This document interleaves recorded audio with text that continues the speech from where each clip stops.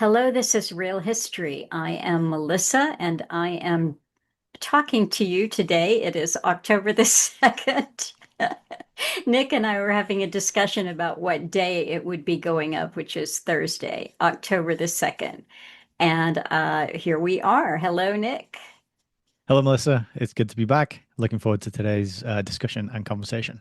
Me too. I should say this too. It's Nick Hayes from Hayes Reviews, and you should check out, he's got many channels and he's doing great book coverage, which unfortunately I haven't been able to fit into my schedule, although I have the first global revolution from Club of Rome right here next to me.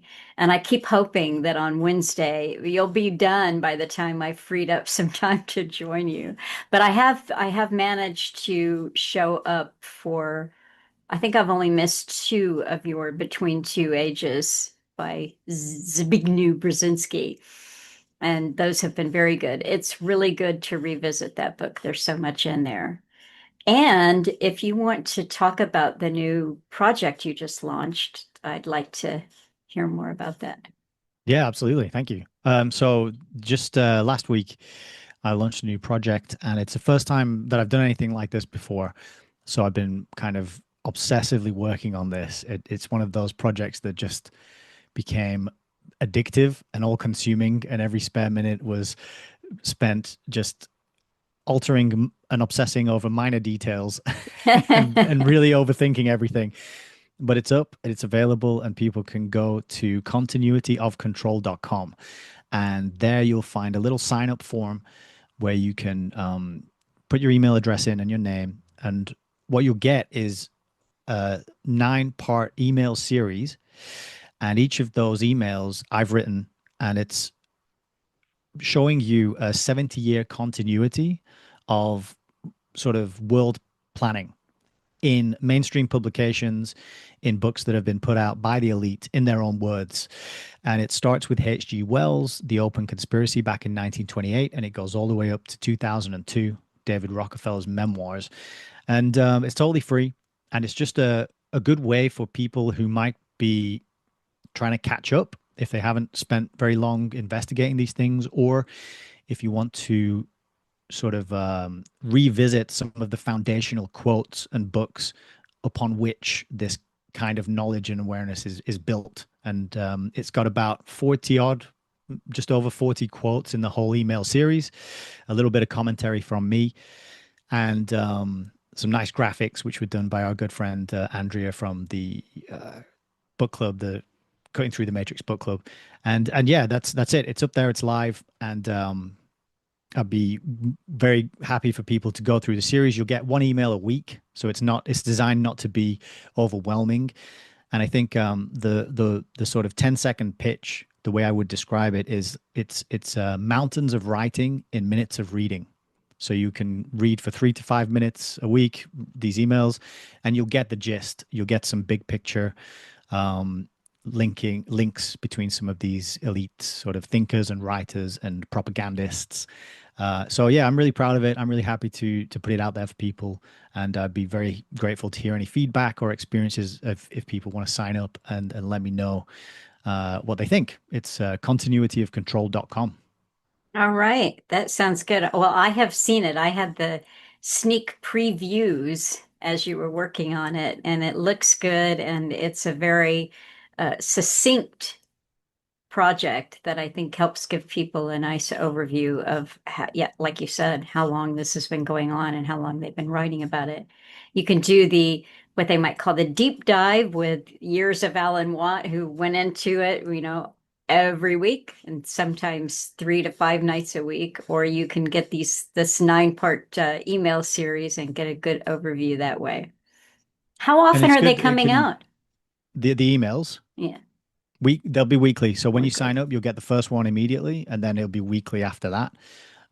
If you wanted to get the full series immediately, you can join the online community that I host. That's $12 a month, and you can download the full thing straight away if you can't wait. But you'll get the whole thing at the end and a download at the end anyway for free if you just go through the whole series week by week. So there's no obligation or pressure to spend any money at all. And really, it's to help people decide where to put their attention. You'll get a glimpse into 12 different books, and you can kind of decide, okay, which one of these might you want to read for yourself, or you might want to, like you said, do the deeper dive by focusing or narrowing your research on a particular author or time, because there's so much to learn and so much to understand, become aware of. Sometimes it can be quite overfacing. So this is really just an attempt to make things a little easier for people and to provide a resource that's accessible and can accelerate people's learning. That's great. That's great. I like that. Well, a couple more things about what you're doing, and then we can launch into the book. How many more weeks do you think you'll be at Between Two Ages? That's a good question. Well, I Yeah. think we've done. I'll show you how much we've done. We've done 7 live streams, and this is how much of the book we've got through. Okay, so we're about 9 or 10 more live streams, is my guess. It's looking that way Okay. because, yeah, it's so dense and there's so Yeah. much to comment on, and it's pretty hard. It's probably the Yes. hardest book I've read on the channel. It's not really a narrative. It's big ideas, lots of isms, and his writing is not the most. I mean, he was Polish, wasn't he? So he's not even a native sort of English speaker, but his writing is quite, it's long and winding sentences, and it's quite academic. So it's a lot of work to chew and digest. Hmm. So it's slow progress, but I think it's worth taking our time over it. But yeah, it could be another 10 weeks or so on that one. Okay. Well, I wanted to also give a shout out for your next book that you're going to cover, which is Renee Wormser's Foundations, Their Power and Influence. Yes, and It, that one's, I mean, look at the size of that one compared to Between Two Ages. I don't know how long that's going to take us to get through. yeah. But it So, takes as long as it well, takes. and it's a dense one too, simply because, yeah, yeah. I for years and years and years, Alan mentioned that all the time. That was a book that was not as much as, of course, Tragedy and Hope, but it was a big one. And so finally, 2 years ago, I read it for the first time, and it was eye-opening. I think you Mhm. and everyone who tunes in to listen to you cover it, and I'll try to join that, even though I did just read it a couple of years ago. There's so much information, and it's just packed with references of studies and things that were, and even though this was written in 1956, as I recall, it it's the foundations that he's covering, most of them are still on the go. And most of the ways in which they are determining curricula and policy on the governmental level, it's still on the go. And it's not, even though it's focusing on the US, yes, many of these foundations are international, and many of the policies and school curriculum that they're affecting are also international. So that's my plug for joining in on that book. I appreciate it. And it's funny, yeah, Alan did talk a lot about Tragedy and Hope, which we covered in the Cutting Through the Matrix book club. So it's worth plugging that Yeah, playlist as well because we took turns to cover different chapters. And I think as a project, that came out really well. that But did. Yeah. Carol Quigley actually mentions Foundations by Wormser in Tragedy and Hope, which I Yes. didn't realize until recently. Yeah. So this is just to remind people that these are not conspiracy books. These No. are history. These are accounts of well documented events which took place and investigations which were carried out by people in the establishment and referenced by establishment approved authors such as Carol Quigley, the famous historian. So I was surprised because I always thought Foundations was a little more fringe. So I Hmm. didn't expect to see it mentioned in Tragedy and Hope by Carol Quigley. No, it was, Wormser was the attorney who basically headed up, he was like counsel for the Reese committee. So, he's given it to you straight. He's somebody who sat in on every single hearing that they had, and it's pretty amazing. I might have to start doing 2 live streams a week instead of one to get through these. Oh, yeah, well, There was a time There, when I was doing 3 a week, but that was uh, pre-fatherhood days. yeah, pre-baby. So, well, I will say that, yeah, a good reminder to Tragedy and Hope is also worth checking out. And I have all the audio up on the Cutting Through the Matrix websites. And the video versions of those are up everywhere. There's a CTTM video channel. I tried to remember to save them to lists so you can find it easily on the video channels, but that it should be on my to-do list. I should take the Tragedy and Hope videos and put them up on Substack. So, but anyway, do a little digging, go to cuttingthroughthematrix.com and you will find those for yourself to listen to. All right, we're stalling. You can tell that we don't feel like we're ready to do this, right? It's, the thing is this is a little book compared to other things. It's pretty darn skinny. It's under 200 pages. And it's good. It's interesting. It was a fascinating world that C.S. Lewis took us to, but both Nick and I, we couldn't just sit down and read it in one go or over a week or a week and a half. The life got busy and there were things in the way. So I picked it up. I think I finally got all the way through it some 3 or 4 weeks ago and kept thinking, well, I'll revisit it and make notes. And all of these sticky notes went on this morning. So this is so lame. And then the first few minutes that Nick and I were talking, I'm like, oh, where's that part he was talking about such and such? I think we should talk about that.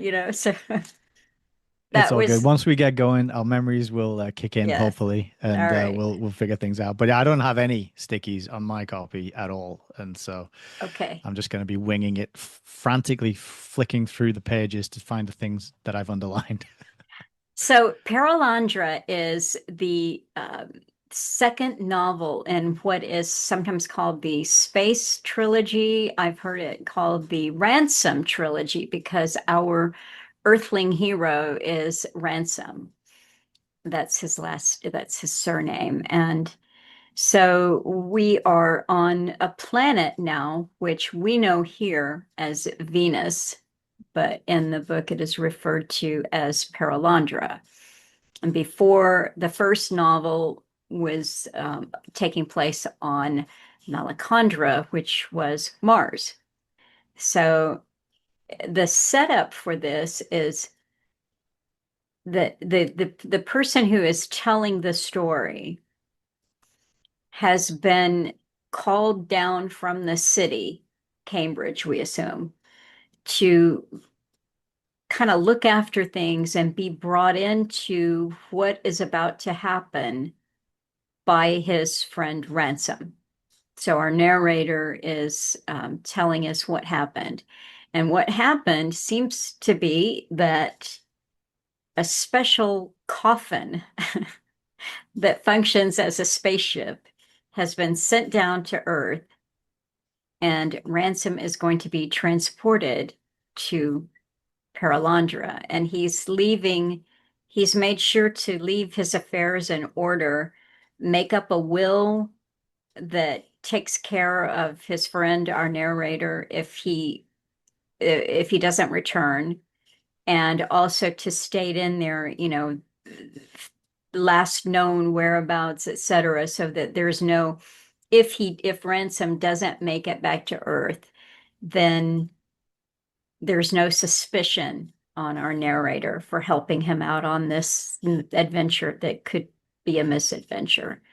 So that's kind of how it starts off. And the next thing you know, he wakes up. He doesn't remember. That's one thing we're told right off the bat is that he doesn't remember much about he doesn't remember anything about the journey. He was on Earth. He got into this coffin spaceship and then he got out. That's, Yeah, one thing I wanted to mention actually, while we're talking about the start, is that I've seen in a few places C.S. Lewis say that these books can be read separately. He doesn't insist that they be taken as a trilogy. And so the first chapter, you get a lot of the key things that you would have gotten from the first book, um, sort of restated certain aspects about the beings and the entities that we encountered in the first book, Out of the Silent Planet. And but one of the bits that I really liked was when the narrator, who we're kind of he's referred to as Lewis. You know, the book's by C.S. Lewis, so he's written himself into it, and he's traveling down, and he has this experience of dread and fear and anxiety and worry, and he keeps wanting to turn back, and I thought it was a really good way of bringing the reader along on a journey, because you're going with this narrator, and he has this anxiety about what's going to happen, and he's not quite sure why he's going down there, and then he forgets his luggage on the train, and he doesn't realize that he until he's halfway to Ransom's cottage, and then he has this moment of like, oh, I should turn back and go and get my luggage, and then he sort of talks himself around, and he thinks, oh, I'll persist. And I really like this because it was this idea of like, leave your baggage, you know, put your baggage down, put it to one side, don't bring it with you on this journey. Mm. There's a sort of, he's written into the story this kind of hint or a suggestion that like, let's just come along with me on this and let me take you on this journey. So I like that that had been written in. And then he comes through, and he talks about all these experiences where he's feeling he's kind of reflecting on the things he learned from Ransom so far and how unlikely and unbelievable the whole thing is. And then he says, as he's advancing to Ransom's cottage, he says, I had the knowledge that I was getting nearer at every stride to one friend, but I felt that I was getting nearer to the one enemy. And then he starts to doubt his own sanity. And then he has a feeling of a sort of childish whining and fear. And eventually he overcomes it, and he gets there. And when Ransom shows up, he says to him, "Oh, I wasn't sure if you were going to make it through the barrage." And so Ransom knows that there's this barrage happening, and it turns out that what this barrage is, it's kind of it's an artificial creation of the sort of malevolent entities which inhabit our planet Earth, which isn't known as Earth. Is it Thulkandra? I think it's Hmm. known as. Hmm. And our planet is kind of a fallen planet where the non-physical beings are hostile to humanity, and the lord of this place is actually a fallen angel, or in Christian terms, it would be the devil, Satan. So that's sort of revealed in the first book, and I Hmm. really like that intro to it, and how the characterization of how these beings operate on people is to fill their minds with fear and doubt and anxiety and worry. And I just kind of like that setup to before the actual adventure takes off. So I just wanted to mention that. So I thought Oh, it well, was pretty good. I'm glad that you did mention that because there I made a note there on page 20 and I marked it here. Okay, so the stickers went in this morning, but I did actually have some handwritten notes to tell me where to put the stickers. And it wasn't all last minute. But the Eldila, he's explaining to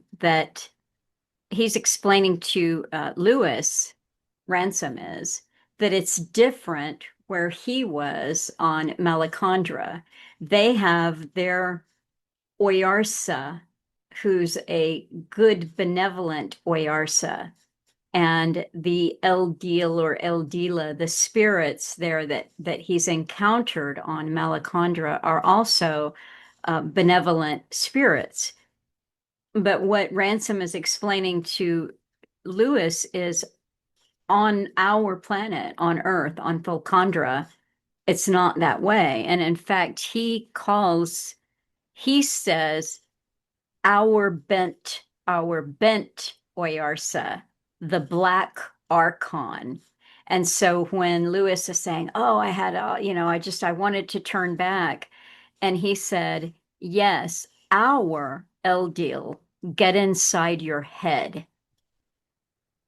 And I made the note, they trick you. So there are voices that you think are actually your own doubts, your own fears, but this is trickery. of our El Deal, which are not benevolent spirits at all because we are the fallen planet. Yeah, that idea of are your thoughts your own, and Hmm. how easy it can be to slide into believing every thought that you have in your mind as emanating from you, and how we're kind of trained into that view by way of a sort of materialist, evolutionary, scientific type of worldview that doesn't account or acknowledge or include any sort of spiritual entities or intelligences. Um, but yeah, excellent point. The Black Archon. Yeah. There was one other thing that I had highlighted before we have that there that so he's approaching, as Lewis is approaching Ransom's house, he said, "At last I came to the crossroads by the little Wesleyan chapel where I had to turn to the left under the beech trees. I ought to be seeing the lights from Ransom's windows by now. Or was it past blackout time? Remember, this was published in 1944. So you've got blackout for security. So was it past blackout time? My watch had stopped and I didn't know. It was dark enough, but that might be due to the fog and the trees. It wasn't the dark I was afraid of, you understand. We all have known times when inanimate objects seem to have almost a facial expression, and it was the expression of this bit of road which I did not like. It's not true, said my mind, that people who are really going mad never think they're going mad. Suppose that real insanity had chosen this place in which to begin. In that case, of course, the black enmity of those dripping trees, their horrible expectancy would be a hallucination. But that did not make it any better. To think that the specter you see is an illusion does not rob him of his terrors. It simply adds the further terror of madness itself. And then on top of that, the horrible surmise that those whom the rest call mad have all along been the only people who see the world as it really is. And that's the keeper Yeah, line. that's a really good description of that precarious sanity. But Hmm. it ties in really well to that explanation of our El Dila. Is it El Dila? I think El Dila is the plural and Plural. El Yes, you're Dila is right. one. But Our own El Dila. Because then he says in the following chapter, they'll put all sorts of things in your head if you let them. Don't, the best plan is to take no notice, keep straight on. Don't try to answer them. They like drawing you into an interminable argument.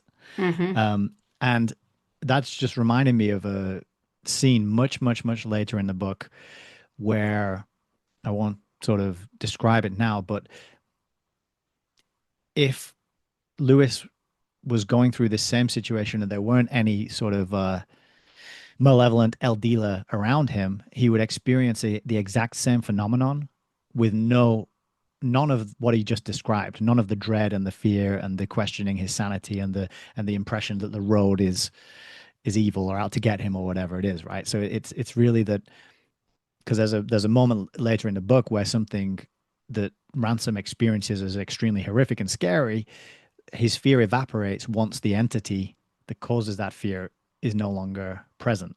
I Hmm. don't know if you remember which bit I'm referring to, but it's quite it just mirrors that nicely. So it's good to remember that a lot of this comes from outside ourselves. And this is actually, and just to link it back to the intro and what I'm doing on Hayes reviews in Brzezinski's book Between Two Ages, he kind of touches on this that whole nations of people could have their moods and their psychology and their feelings affected by these sort of pulsating energy type devices, which could just broadcast over a huge area and affect the way people are feeling. And there's the idea of this being weaponized or this kind of technology being researched and then tested on people, I think is almost is a very similar kind of effect that people would feel. Yeah, I think that that is a really good thing to remember is that Brzezinski says, I think you just covered it, that you can blanket an entire populace with the same kind of feeling of dread or anxiety or distress. I'll just mention too, I should shoot this over to you, but Tartan Tinker G and G just sent me something to post on um, Substack, and it's called Gods of a New Age. And they heavily quote Brzezinski and just these kinds of techniques Hmm. that can be used. And it's, I think it's important just so you don't think that you're going mad, right? Yeah. To remember that there are technologies at work. Yeah, So, and one thing you can do is try a different location. Last weekend, my wife and I took my son to a beautiful place here. It's a National Trust uh, area that's sort of protected, and you pay some money to go through. You drive your car on, you get out the car, and you go hiking, and there's deer parked there, and this big stately home and a huge garden. And while we were there, we're walking around thinking, this is great, this is beautiful, we feel great, and signal on our phones at some point. And we were just surrounded by all these beautiful trees and these vegetable gardens, and it had all there was a Japanese style garden that had been created there over 100 years ago. And so, if you're feeling these kind of moods, try changing your location. Try going up a hill, or a mountain, or to the beach, or deep into a forest, and just see if it persists. Because particularly if you're in a city or in a built-up area, that's the prime target for this kind of technology, and certainly for it to be used or experimented on, or tested. So that's something to just definitely try. yeah, there's a friend of Alan's that he talked to regularly that I keep in touch with, and he was telling Alan some years ago that, and the very stable man, very solid, stable man, and he had gone through a period where he was having suicidal ideation, and it was quite intense. And he said, then Wow. because this gentleman is a scientist, and that's his training, and he said, I decided to time it. Every time I had a suicidal thought, let's look at the watch. Now it was every 7 seconds, so this was an intense thing that was happening to him, but it was every 7 seconds. And it didn't take him that long to figure it out. He timed it, and once he understood that, it just went away. So either it stopped because it's no longer effective, or, in other words, they stopped the experiment.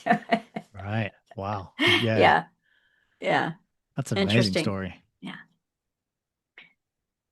All right. So let's see. So we've gotten as far as the house. We're on chapter 2. Good Yep. progress. But yeah, the thing that happens at the end of chapter 2 as well. So what? So Ransom asks Lewis, basically gives him this job, and he says, "I want you to look after my affairs while I'm gone." Lewis, how long are you going to be gone? He says, "I don't know." He even says he doesn't know why he's being sent to Perelandra. He just knows he's been summoned, and the order has come from on high. And Lewis's role is to take care of the cottage, take care of his affairs, and wait for his return. And basically, that's it. And then we kind of fast forward to a year later when Ransom returns and the box arrives um, outside the cottage. And Lewis is there with another friend of his, and they open the box, and it's just full of blood and guts and smashed up pieces of body. Or it seems that way at first glance, but then it turns out that actually all these red bits in there are actually petals. And then Ransom is underneath them, and he stirs and he gets up, and he's 10 years younger, and he's got a big golden beard, and he's muscly and he's tanned, and they all think, what the hell's happened to him? And then they I sort want of, that vacation. yeah, exactly. And almost a new Ransom, he's described as. And then they sort of take him in, and then he starts to give Lewis the story. And then what we're reading is sort of Lewis's writing up of what he's been told by Ransom has happened to him on this journey and on this second adventure of his. So that's kind of the introduction. That's the first two chapters. Oh, the third chapter as well. No, that's the first two chapters, and then the third chapter gets into the actual um, adventure. But one of the things that I really liked that I underlined in the third chapter is where they're trying to get the story out of Ransom, and he's explaining things, but he's having a lot of difficulty. And Lewis says to him, "Of course, I realize it's all rather too vague for you to put into words." And then Ransom sort of takes objection to that and says, "On the contrary, it is words that are vague. The reason why the thing can't be expressed is that it's too definite for language." Mhm. And I just really like that little thing that they threw in there because you have to stretch your imagination a little bit to go on this adventure because it's to a place that is so unfamiliar and so strange and just works in a way that we haven't really seen. There's familiar aspects to it, but there's scale that is unlike anything we're used to, and so I just like that little thing that they threw in there to Mhm. say that it's words that are problem that are the problem. They often fail to allow us to adequately express or describe the things that we're experiencing or that we want to communicate to other people. So it's good to acknowledge that and be aware of that up front. There And was then the some, adventure begins. yes, and there was something else before we begin the adventure, though, that came up here, and it will come up later, much, much later in the book. But um, it's an interesting concept. So there's some questions being asked. What was it like to travel in the celestial coffin? What were colors like? This is what you're talking about, the words that what it's inadequate to explain. Ask what color? What colors? Yes, what colors? And then you can't pull it down. You can't find a word for it. And he says, so you think you're going to have guts and palate forever in a world.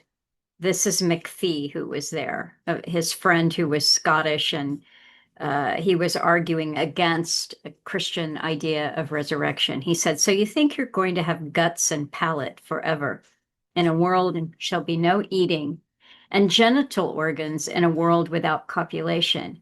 Man, you'll have a great time of it. When Ransom suddenly burst out with great excitement, oh, don't you see, you ass, that there's a difference between a trans-sensuous life and a non-sensuous life? That, of course, directed McPhee's fire to him. What emerged was that, in Ransom's opinion, the present functions and appetites of the body would disappear, not because they were atrophied, but because they were, as he said, engulfed. He used the word transsexual, I remember, and began to hunt about for some similar words to apply to eating after rejecting transgastronomic. And since he was not the only philologist present, that diverted the conversation into different channels. But I'm pretty sure he was thinking of something he had experienced on his voyage to Venus.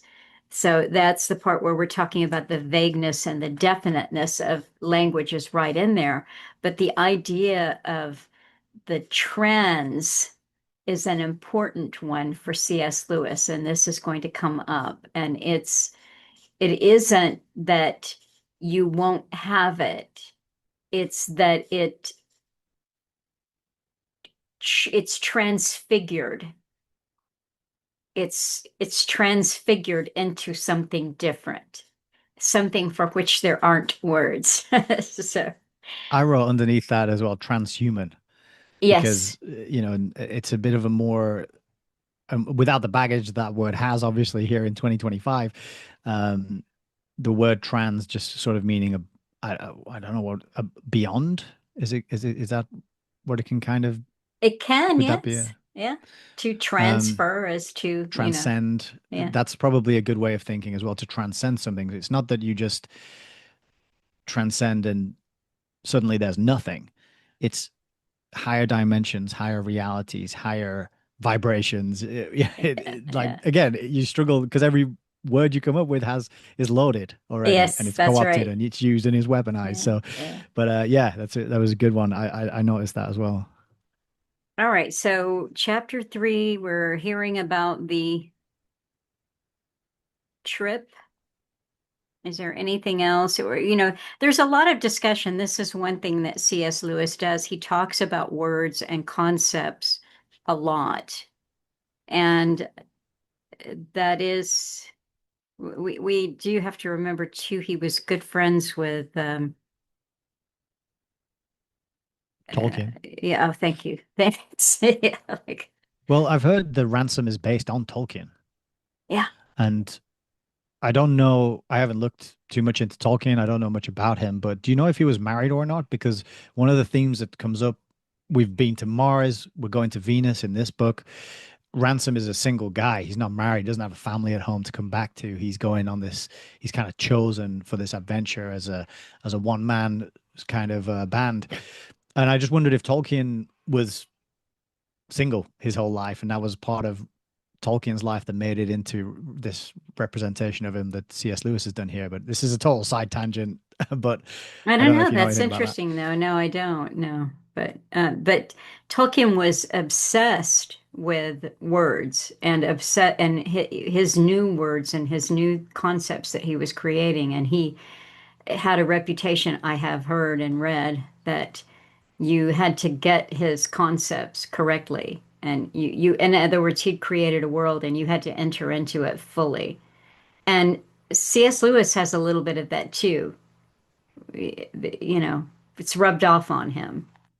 You've got to understand, and he'll belabor the point, I guess, in a way, where he's making sure that you understand his concept. But I actually find it to be helpful because the one thing that this book did make me consider is how impoverished English is, really. And Yeah. then you almost have to create a new language when you're talking about something because think of the words, as you just said, co-opted, transhuman, transsexual. We'll get into other of these ideas later as the book goes on. But even and the whole idea of Christianity and everything within it came up a lot for me as I was reading this.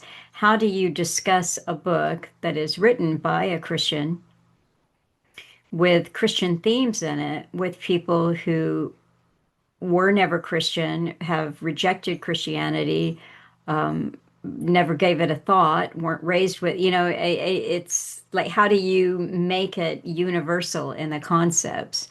And I think C.S. Lewis himself was trying to do that too. He's telling a story. In Out of the Silent Planet, we discussed that you could actually read it and have no clue that there were Christian ideas being discussed. But that is not the case with Perelandra. No, definitely not. He makes it very overt here, doesn't he? He Yes. mentions it and talks about it and makes it clear for sure. Yeah. And I find it, it's interesting. You and I have had our own discussions, our own, I would say, unorthodox or heterodox discussions about Christianity and religion and spirituality. And it is soul and spirit, all of these concepts take on so much baggage that it is hard to converse about it unless you say, like a philologist, okay, let's make a new language with Yeah, that's all it. new rules. Your own definitions, your Hmm. own reference points, but I think it's a good exercise to do that because not doing that leads to a lot of conflict, misunderstanding, people talking past each other, people failing to hear what the other person's saying. When if you paused to define the terms that you're using, it could probably clear up a lot of misunderstanding, and you could Hmm. realize that actually you're saying God and I'm saying God, but we're talking about two totally different things. Right. And that could happen for so many different terms that people that are everyday terms that people use and they think they know what they're talking about, but they can have very different meaning for each individual. And so Hmm. getting in that habit of clarifying the words and what do you mean when you say soul? What do you mean when you say spirit? Hmm. Is good fun. Probably not for everybody, but it's a good practice for people who actually want to learn and understand things and sort of approach truth. You have to be sort of specific in the words you're using and the concepts and the ideas that you're exploring. There's the chapter 3 is also significant for the introduction towards the end of the incredible aromas and tastes that are on Perelandra for that are so transcendent that he cannot explain the amazingness of this scent and the incredible effect that this taste had on him. So that's important. There just aren't words for these things. You know, he's hungry and he finds these globes and he picks one up, he turns it over, it's got a rind on it, it's smooth, he doesn't see how to tear it open. And then he finally manages to extract just a little sip. And he said, then it was so different from every other taste that it seemed mere pedantry to call it a taste at all. Yeah. It was like the discovery of a totally new genus of pleasures, something unheard of among men, out of all reckoning, beyond all covenant. For one draught of this on earth, wars would be fought and nations betrayed. It could not be classified. Yeah, this kind of describing things in this way makes me really want to try it Yes. because you say, "Oh, it's amazing, it's wonderful, it's delicious, it's sweet, it's fulfilling." None of that makes me want to try something as much as you couldn't describe this, but people would kill each other to to fight over one drop of Yeah. the. Yeah. And he says further up, um, if he had any fear now, so he's just traveled to this new planet. Um, he says, if he had any fear now, it was the faint apprehension that his reason might be in danger. There was something in Perelandra that might overload a human brain. So again, that's your Hmm. transhuman sights and sounds and smells and sensations that are just so exquisite and pure and wonderful that it's too much. And I think what we come to learn about Perelandra as a world and its condition and its state, we figure out why that is later. Hmm. But tell us what we should probably sort of summarize as best we can what Perelandra is like as a planet, or at least what it the area of it that Ransom ends up in, because it's quite unique, and I've never really. I suppose there's a Kevin Costner film, which is a little bit Yeah. similar, a similar sort of idea. I'm not talking about Robin Hood, but yeah, it's such a unique and memorable place that again, I would like to go there. It reminded me of certain experiences on holiday, going to different places, um, sort of tourist attractions that you can go to that have a similar kind of vibe. And it just made me feel like, yeah, I really want to go to this place and experience it, like I did with Malacandra in the first book. I had this desire to go there. So yeah, what would be your sort of cliff Well, notes on I Perelandra?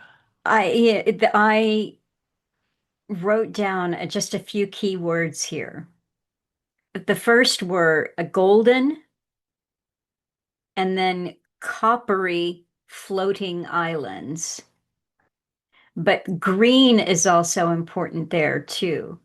So I when I imagine a world that is like golden green, if that makes sense. It's again, we're struggling for words here, but it's such an intensity of color, almost like a color that you've never seen that you can't describe, but so green and so golden and coppery and shiny and floating. I've just found this quote as well, just to give Okay. people an idea of th this gold. So he's struggling to walk because it's a very different kind of landscape that he's used to, and he keeps falling over. And it says he's trying to learn about how to move and maneuver in this place. He says perhaps he would have learned more quickly if his falls had not been so soft, if it had not been so pleasant, having fallen, to lie still and gaze at the golden roof and hear the endless soothing noise of the water and breathe in the curiously delightful smell of the herbage. But yeah, sorry to interrupt, but that quote just sums it up exactly. It's these like, these shades and these colors that are familiar, but beyond and more than, Hmm. plus good. Alan might say it's gold, Yeah. but plus good. Yeah. I think there was a Robin Williams film that came out years ago. I don't remember the name of it now, but it was a world and it was intensified colors and it was just hard. Yeah, it's a fantasy land that he's describing. It does feel like someplace you want to go on vacation, but it's got everything. I don't, we want to get too far ahead, but there's these amazing trees with that he describes that are kind of like spirally beautiful, coppery topped, greeny, shiny, and they have these spheres that hang down off of them, and everything moves. It's this constant movement. So it's not like us where we can have a still landscape. I would trying to imagine being a painter there. Oh, Hold still. good luck. Landscape, hold still. But it fits very well with how the story progresses and what the uh, the queen of this place comes to realize. And so I think, yeah, the what Ransom's experiencing is this. It's basically an ocean planet, Hmm. and but it's not an ocean like ours. It's kind of like an ocean, but maybe as a much not as we would experience the ocean. Maybe the ocean as experienced by a much smaller creature, maybe one of these little bugs or something that can kind of float on the surface. Because the waves, the scale of the waves is very different. They have these big peaks and these troughs, and so it's this constantly shifting series of mountains and valleys. Hmm. And he's just being, he describes how one moment you're on the top of a mountain looking at this far up to the horizon, all these other waves, and then the next moment you're in the bottom of a valley looking up at two gigantic waves on either side of you. But it's not, but that change is not violent. It's not throwing him around, tossing him and turning him every which way. It's a slow, kind of majestic, gentle but constant movement, maybe in the way an elephant would move, or just a tectonic plate would move. Something that is huge and powerful, but it's also but it's not violent and dangerous. Again hard to describe. It's quite fun trying to describe it.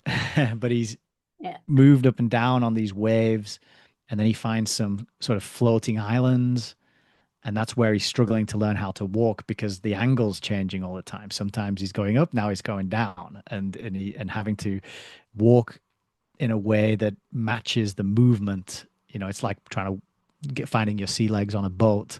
Similar would be a similar sort of concept, wouldn't it? And that's kind of very very different to Malacandra in the first book, which is more like Earth, just Hmm. fixed land with lakes and rivers and mountains. This is almost like an inverse. It's mostly water, Hmm. or it seems that way at the beginning, and then the floating island. But even the water, it's not salty. It's not salty ocean.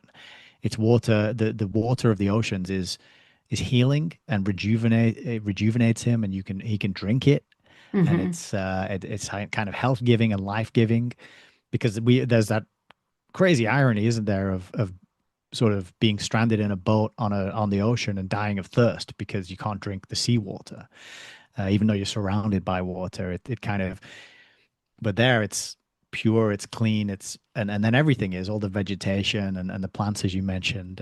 Everything he encounters is kind of agreeable and pure and beneficial to him in some way, and sort of there he's in it's like everything's in tune and everything is harmonious, and he doesn't really encounter predators or uh sharp prickly things that hurt him. It's all a very, it's kind of like, well, I suppose it's sort of like being in the womb or something, isn't it? And that might be a quite an appropriate metaphor to kind of draw on, as we'll sort of see.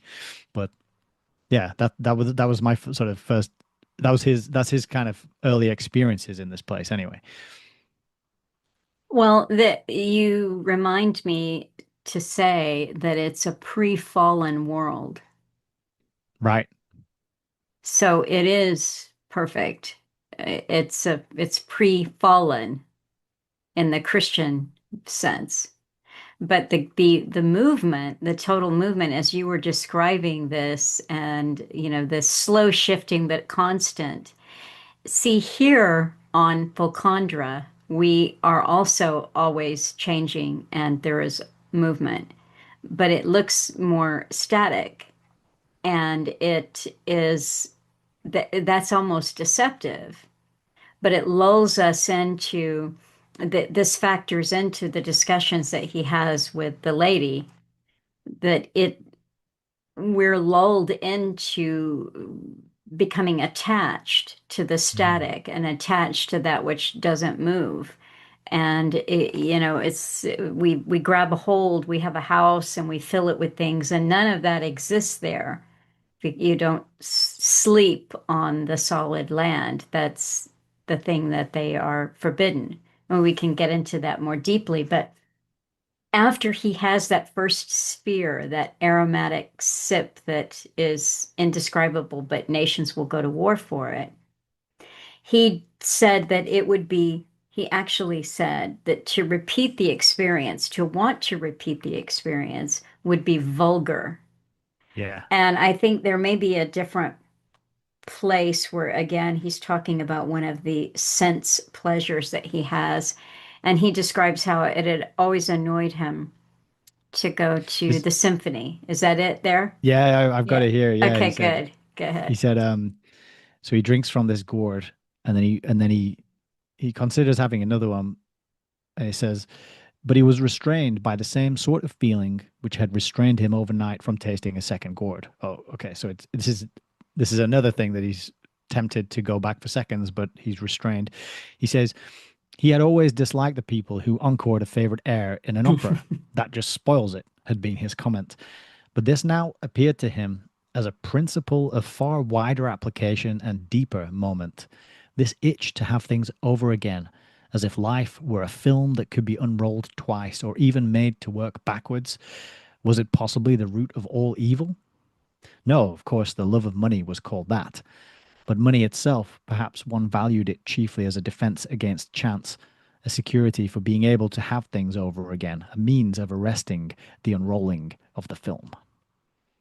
That is so good. I could almost hear it again, Nick. It really made me ponder and think, because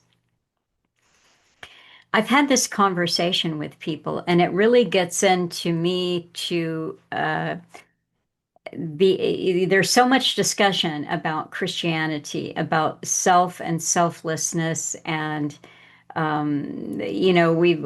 I don't want to get ahead of us in what these discussions are going to be and how they come to be, but there's so much of it going on in the book, and I think about comfort.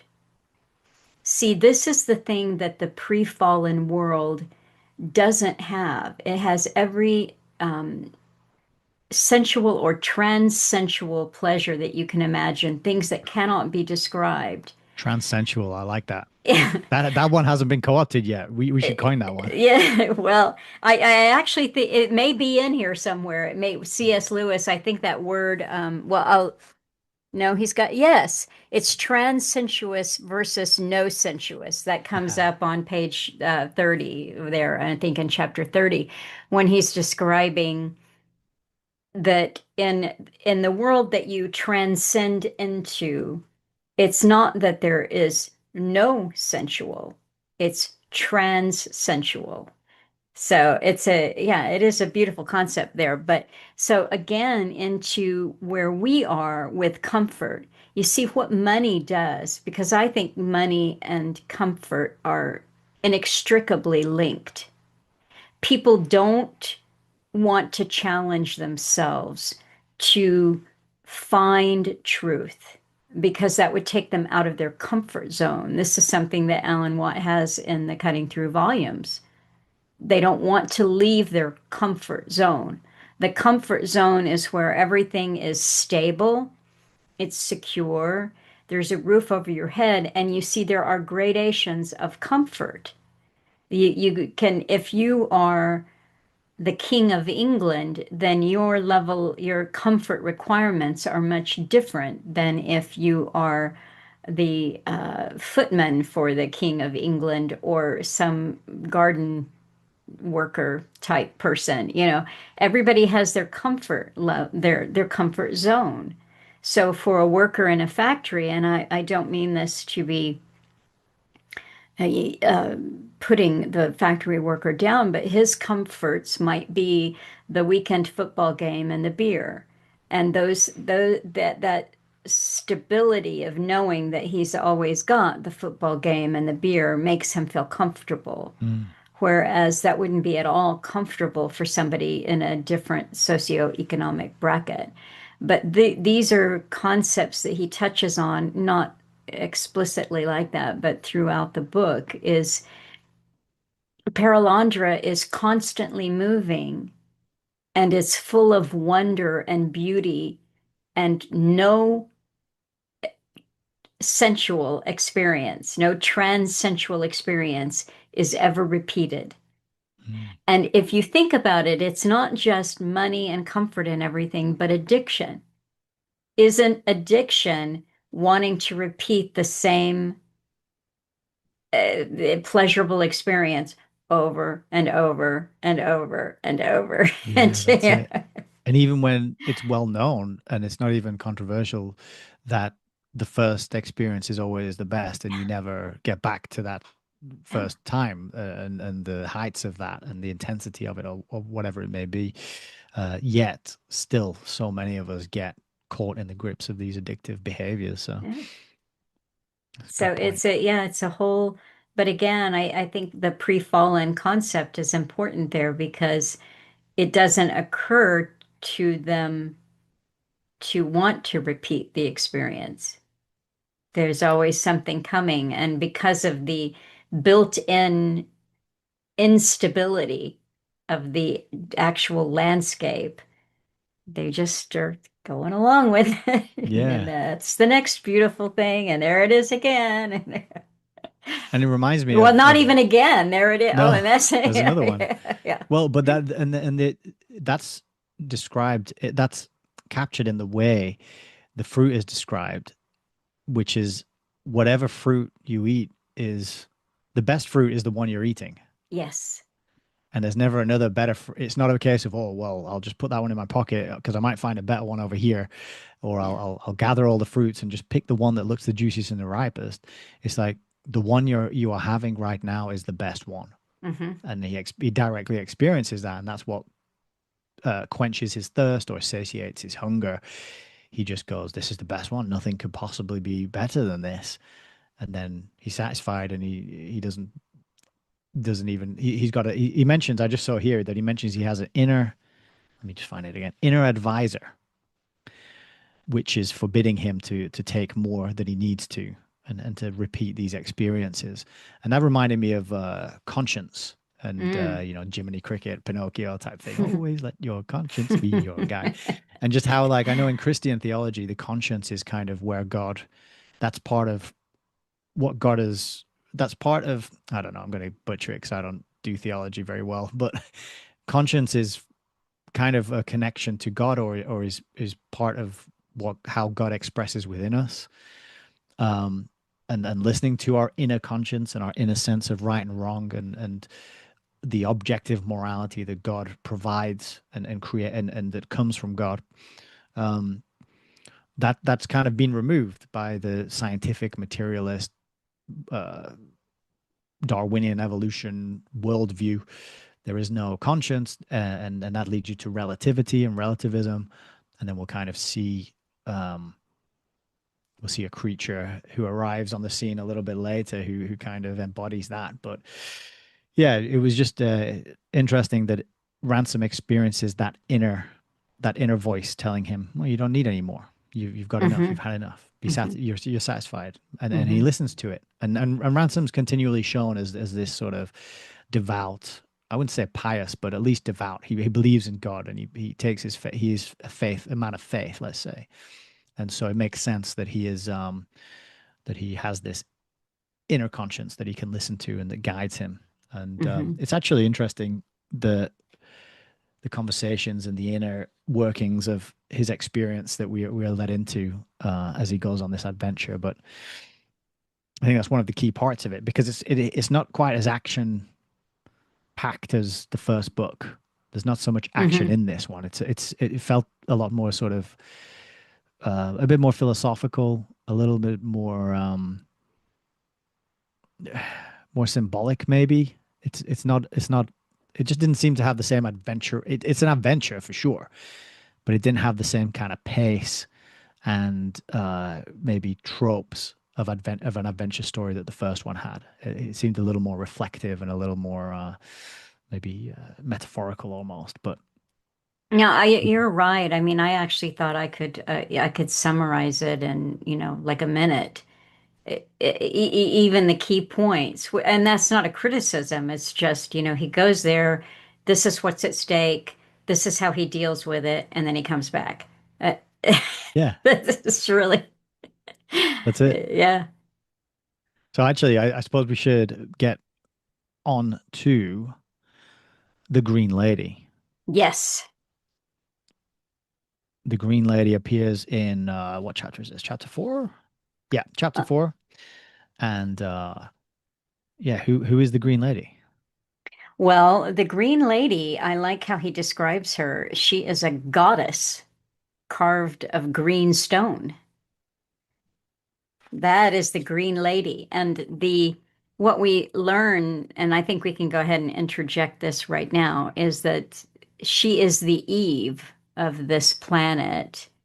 And her is it Thol? Is Thol her man? The king, I or Tor. Tor, yeah. Thol is Thulkandra, yeah. So Yeah. Tor is the man. So she's the green goddess, and she's hard to describe.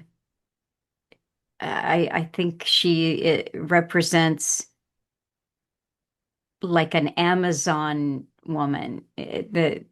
She's big and perfectly formed, and I don't know. You want to take I'll have a go. she's One of the green. things that I think is really important to bear in mind about her is innocence, Mm, and not a it's kind of a childlike innocence hmm. combined with the stately majesty of a benevolent queen or monarch of some description. She has both those. You wouldn't really associate a queen with a majestic queen to be also naive and innocent, but she kind of combines both of these aspects. She hasn't been spoiled by any sin, let's say, to use the Christian term, and that actually that's captured on right at the end of the chapter because he sees her and there's this kind of comical scene where he spots her on a floating island, this green figure, and then the waves keep separating them, and he sees her and he's waving, and then she disappears from view, and then he runs closer, and he eventually gets over to meet her and realizes he thinks it's a man at first, and then he realizes it's a lady. Again, there's the sort of that's a something that pops up later on, isn't it? We were talking about before we hit record the theme of sort of gender and sex that comes through in this. But when he eventually sees her, he says, "I'm a stranger. I come in peace. Is it your will that I swim over to your land?" The green lady looked quickly at him with an expression of curiosity. "What is peace?" she asked. Right. So that just sums up this is where she's coming from. She's coming from paradise. She's coming from a place that doesn't have conflict and Hmm. violence and greed and despair and all that other stuff, because it hasn't fallen yet. Yet at the same time, she commands respect. Ransom's almost in awe. She Hmm. has such a powerful presence. So that's what I think makes it hard for us to come up with a likeness, because you're an adult in our world. If you command respect and you have that sort of presence, then you're not innocent and naive because you've lived, you've done something, you've achieved something, you've conquered whatever, you've risen to the top in some way, shape, or form. Naive, innocent people don't tend to do that or aren't able to do that. It's a separate thing. Um, and then I'm also the. her, Oh, yeah, go ahead. So, go ahead. I was just going to mention her, his description of her, of how she looked, which he says, never had Ransom seen a face so calm and so unearthly, despite the full humanity of every feature. He decided afterwards that the unearthly quality was due to the complete absence of that element of resignation which mixes, in however slight a degree, with all profound stillness in terrestrial faces. This was a calm which no storm had ever preceded. It might be idiocy, it might be immortality, it might be some condition of mind to which terrestrial experience offered no clue at all.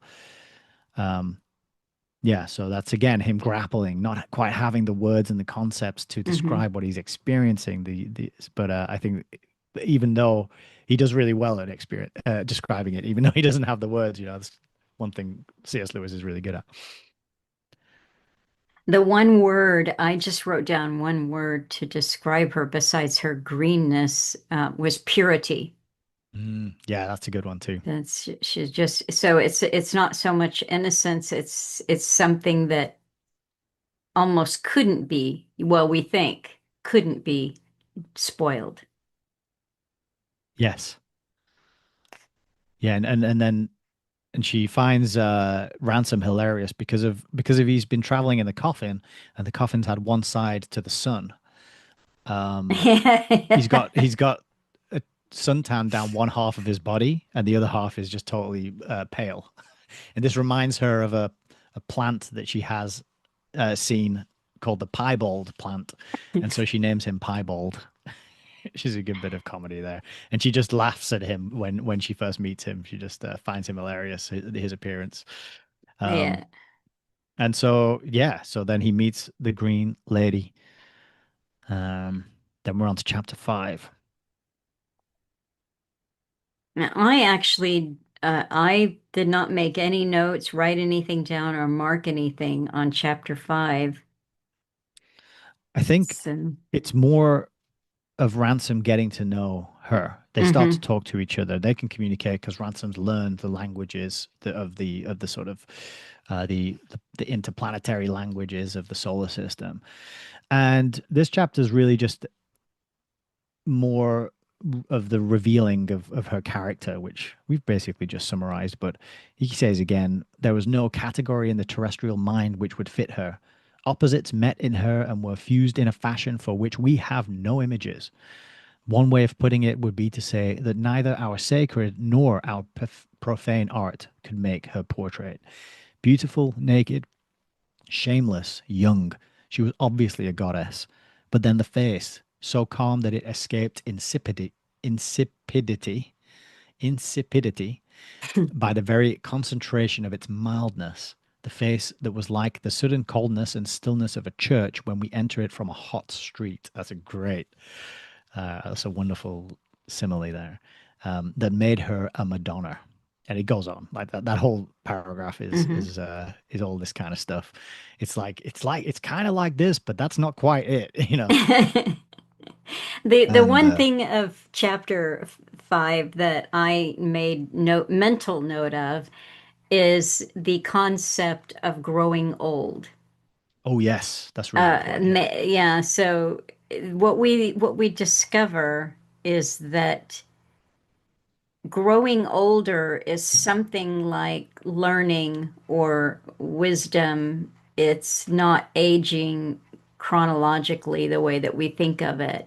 I don't even, we never really get a sense that there is such a thing as aging in the way that humans age. But when Ransom introduces concepts to her or discusses things with her, here's one point where she says she's getting very intense and her head is bowed and her hands are clasped together. She's having an intensity of thought, and she looked up and said, "You make me grow older more quickly than I can bear." And then she walked off. Mhm. And he didn't understand what he did. And then he said it was suddenly borne in upon him that her purity and peace were not as they had seemed, things settled and inevitable like the purity and peace of an animal, that they were alive and therefore breakable, a balance maintained by a mind, and therefore, at least in theory, able to be lost. So that is important, this concept of aging, because it is learning and maybe learning at a rate that isn't natural in that world. And also the fact that she isn't a goddess carved of green stone. She is a living being, and therefore she is capable of being made impure. And that's important. Yeah, and to give a as well, I just picked up a couple of snippets of their dialogue at this point, um, to show the kind of concepts that are alien to this place. He says to her, "I would like to come over to your island," and she says, "Which do you call my island?" And so she doesn't even have this concept of possession. You Hmm. know, like you said, there's no homes here. There's no place that is the place we live. It's just we move around. We go where we need to go, and when the time is right to go, right?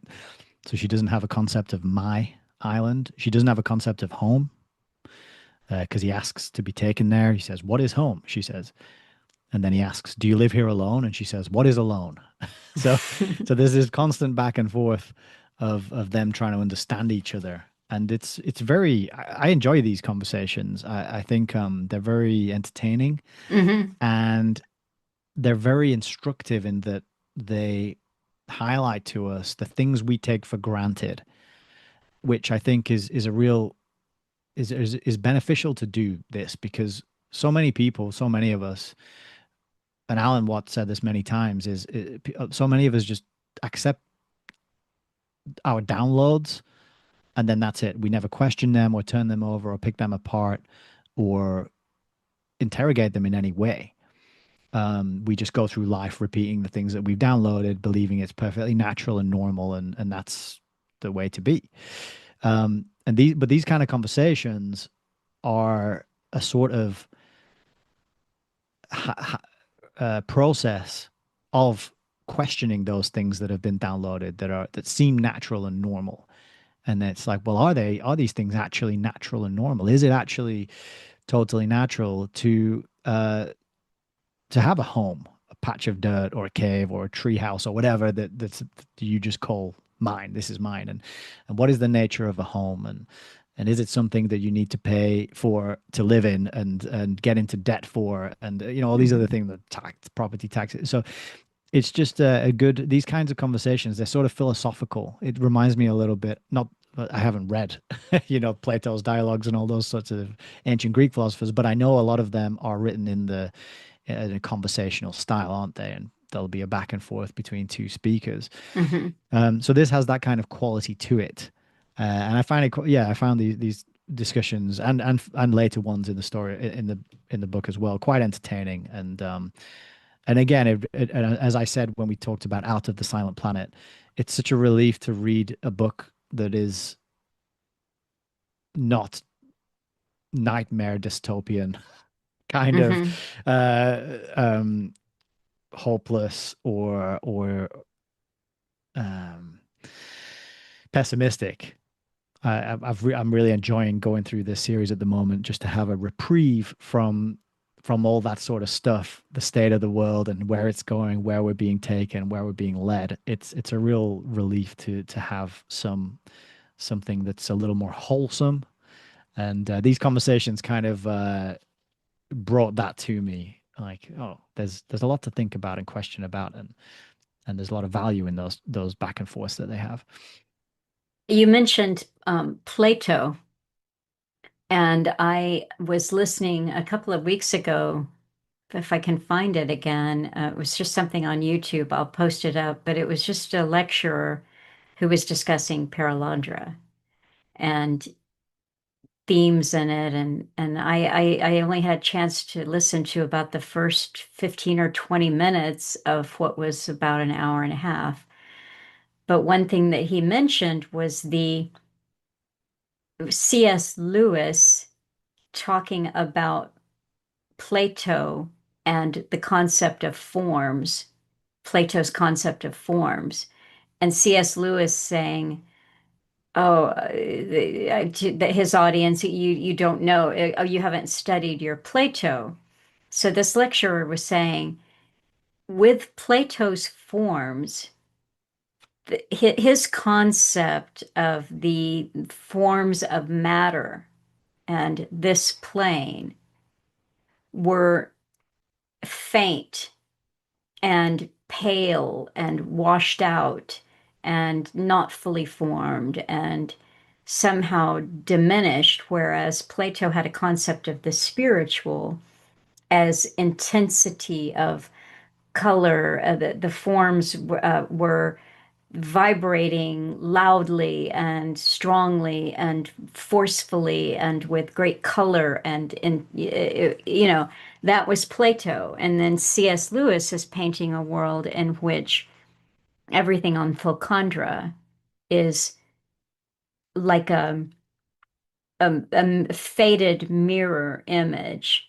It's washed out, it's drained, and it's only when you go into the space and you get to go to Malacandra and Perelandra that you see this intensity of color. So this lecture was describing something I just thought was interesting to C.S. Lewis, the world of spirit. And this lecture made the point, and for most Christian thinkers, the world of spirit is where we gain intensity and depth of form. And then I had to bring Alan into the equation when I was thinking about that, and I actually played just a little bit of that conversation that he had with Jackie Petru from September 28, 2006. And he's repeating something that he said to her before and that he said in other talks is this plane matters. And Alan never sold the human experience and the world of matter short. He did explain to Jackie in that talk, we are. If you have chosen, if this is where you're putting your intent, then we are progressing towards something. But what we do here matters greatly. So he never made distinctions between a vividness of one plane as opposed to a diminished quality of another. It's Mhm. this is where we are, and every action that we take, every thought that we think, everything that we put out into the world is of great importance to that end. So a little digression there on philosophies of matter versus spirit. No, excellent. Very and what it reminds me of, just to just sort of add and riff off that a little bit is I've I was raised Catholic, Roman Catholic, and so going to church, and I went to my school, secondary school and college. So right up to 18, they were all Roman Catholic sense of education. And I didn't really take it that seriously or care that much about it until really lockdowns began and I started listening to Jay Dyer and his arguments with atheists and Muslims and not that I saying people should go and listen to those or that they're particularly valuable. But one thing that he talked about was the transcendental argument for God. And that got me very interested in the existence and the reality of a creator. And it really brought me to accepting that it's way more likely that there is a creator in this place and where we are, and we were created intentionally with some sort of purpose in mind. Um, but what I started to think about Christianity in particular is one aspect of it is, well, you being a Christian, you're going to get eternal life in heaven with God. So what happens here, don't worry about it so much. Um, kind of, say your prayers and do good deeds and be a nice person, and then you go to heaven and, happily ever after, literally. And I thought, in the hands of for lack of a better term, the enemy, that's a really good thing to spread around to people. Don't worry about what happens here because it's all in the next life. That's where it's at. This place is fallen. It's beyond redemption. There's nothing you can do about it. That's just the way it is. That. Accept it, and focus on what's after this.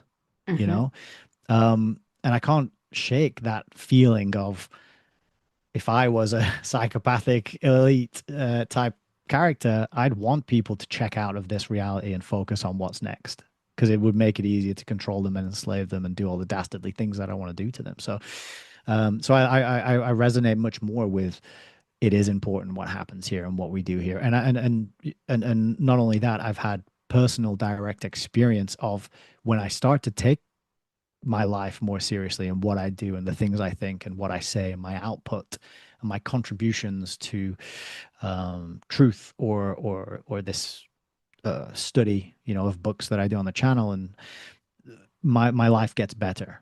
But I also notice when I pray, my life gets better, and I appreciate things more. So yeah, I just want to kind of underscore what you said and what Alan taught is that it does matter, and what we do every second of every day does matter, and we might not know the big picture, and we might not have access to the dimensions beyond in the spiritual realm. Some of us do, I think, some of us don't. But it does matter. We're here. We've got this time.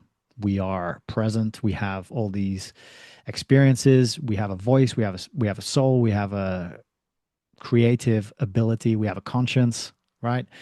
And yeah, I really do resonate with that message. I think it makes a lot more sense to me than some of the Christian teaching. Like, don't worry about it.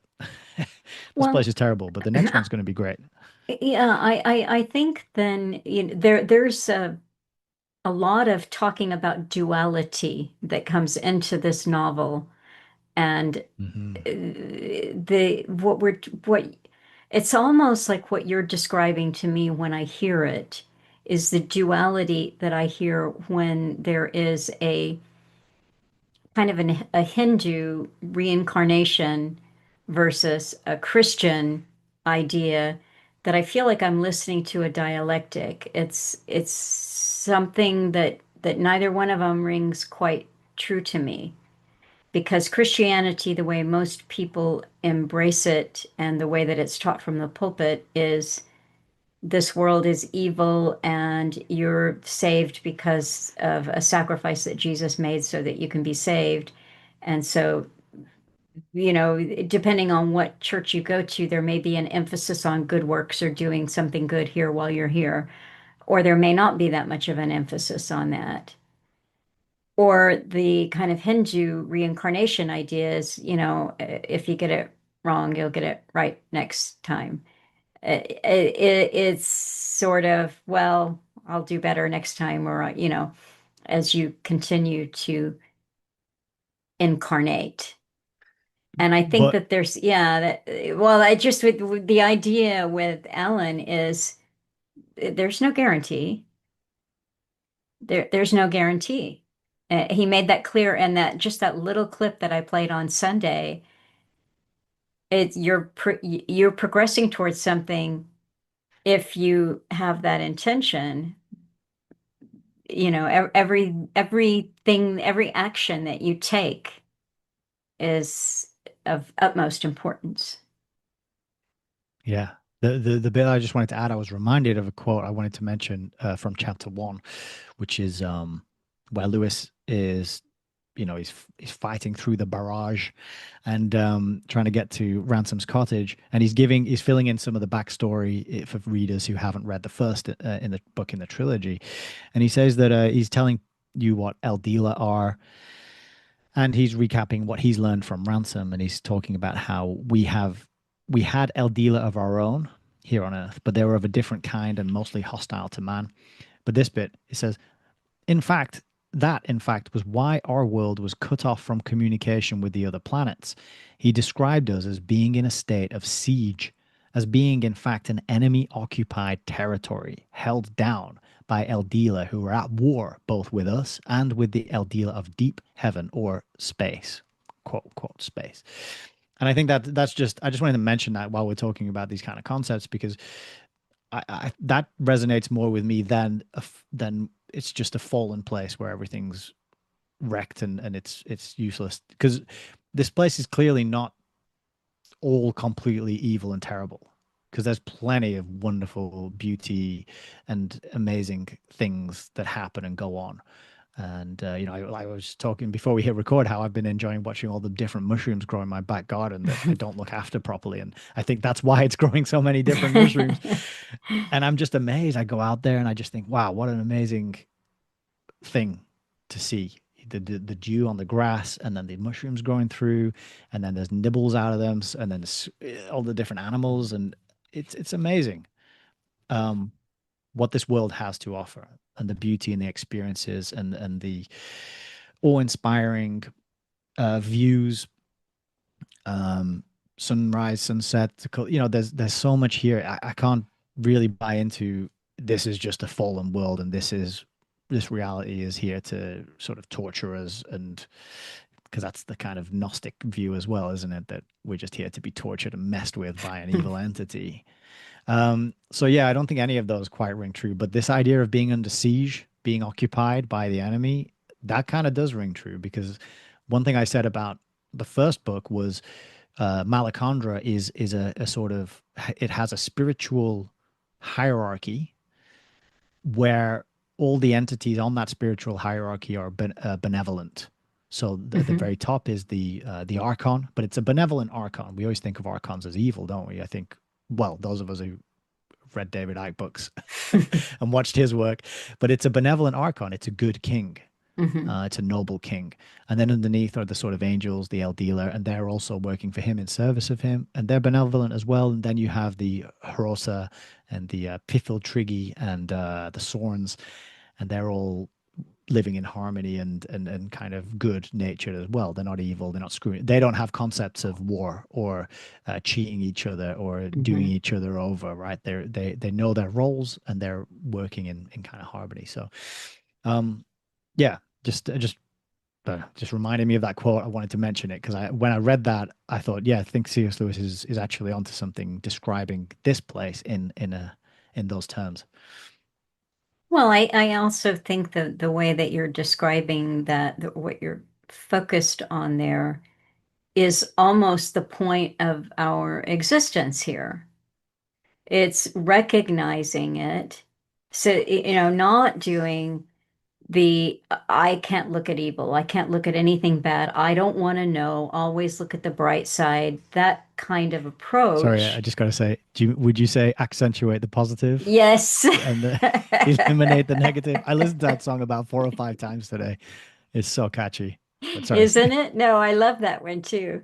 Yeah, we had a little back and forth offline. I sent him a couple of versions, two or three different versions of people singing that song, and I love it. It's a good one.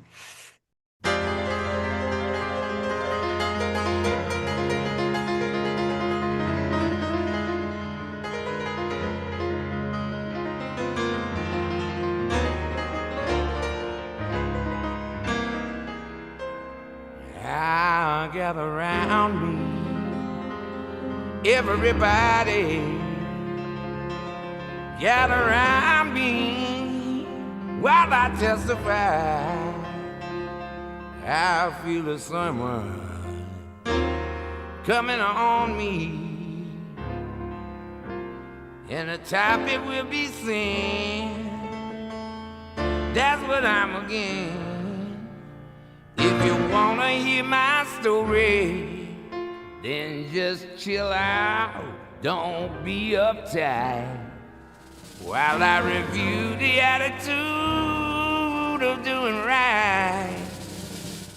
You got the accent, your way to positive, it'll eliminate the negative. That on to the affirmative, don't mess with Mr. In Between. You got to spread your up to the maximum, bring the balloon down to that minimum. Have faith or pandemonium, liable to walk up on the scene. To illustrate my last remark, talking about the Jonah in a whale, Noah in a ark. What did they do when everything looked so dark? Man, they said we better accent Joey the positive, eliminate that negative. That's on to the affirmative. Don't mess with Mr. In Between, no. Don't mess with Mr. In Between.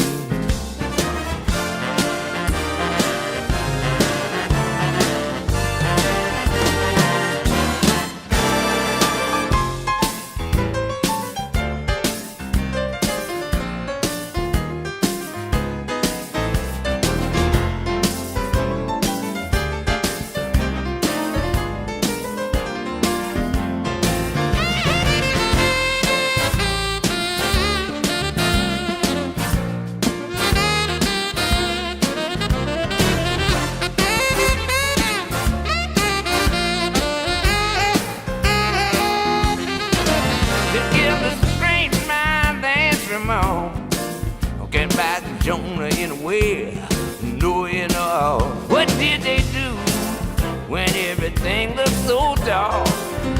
Man, they say we better accent Joey the positive, eliminate all the negative. That's on to the affirmative. Don't mess with Mr. In Between. No. Don't mess with Mr. In Between. No, don't you mess with Mr. In Between. Don't you mess with Mr. In Between. Don't you mess with Mr. In Between.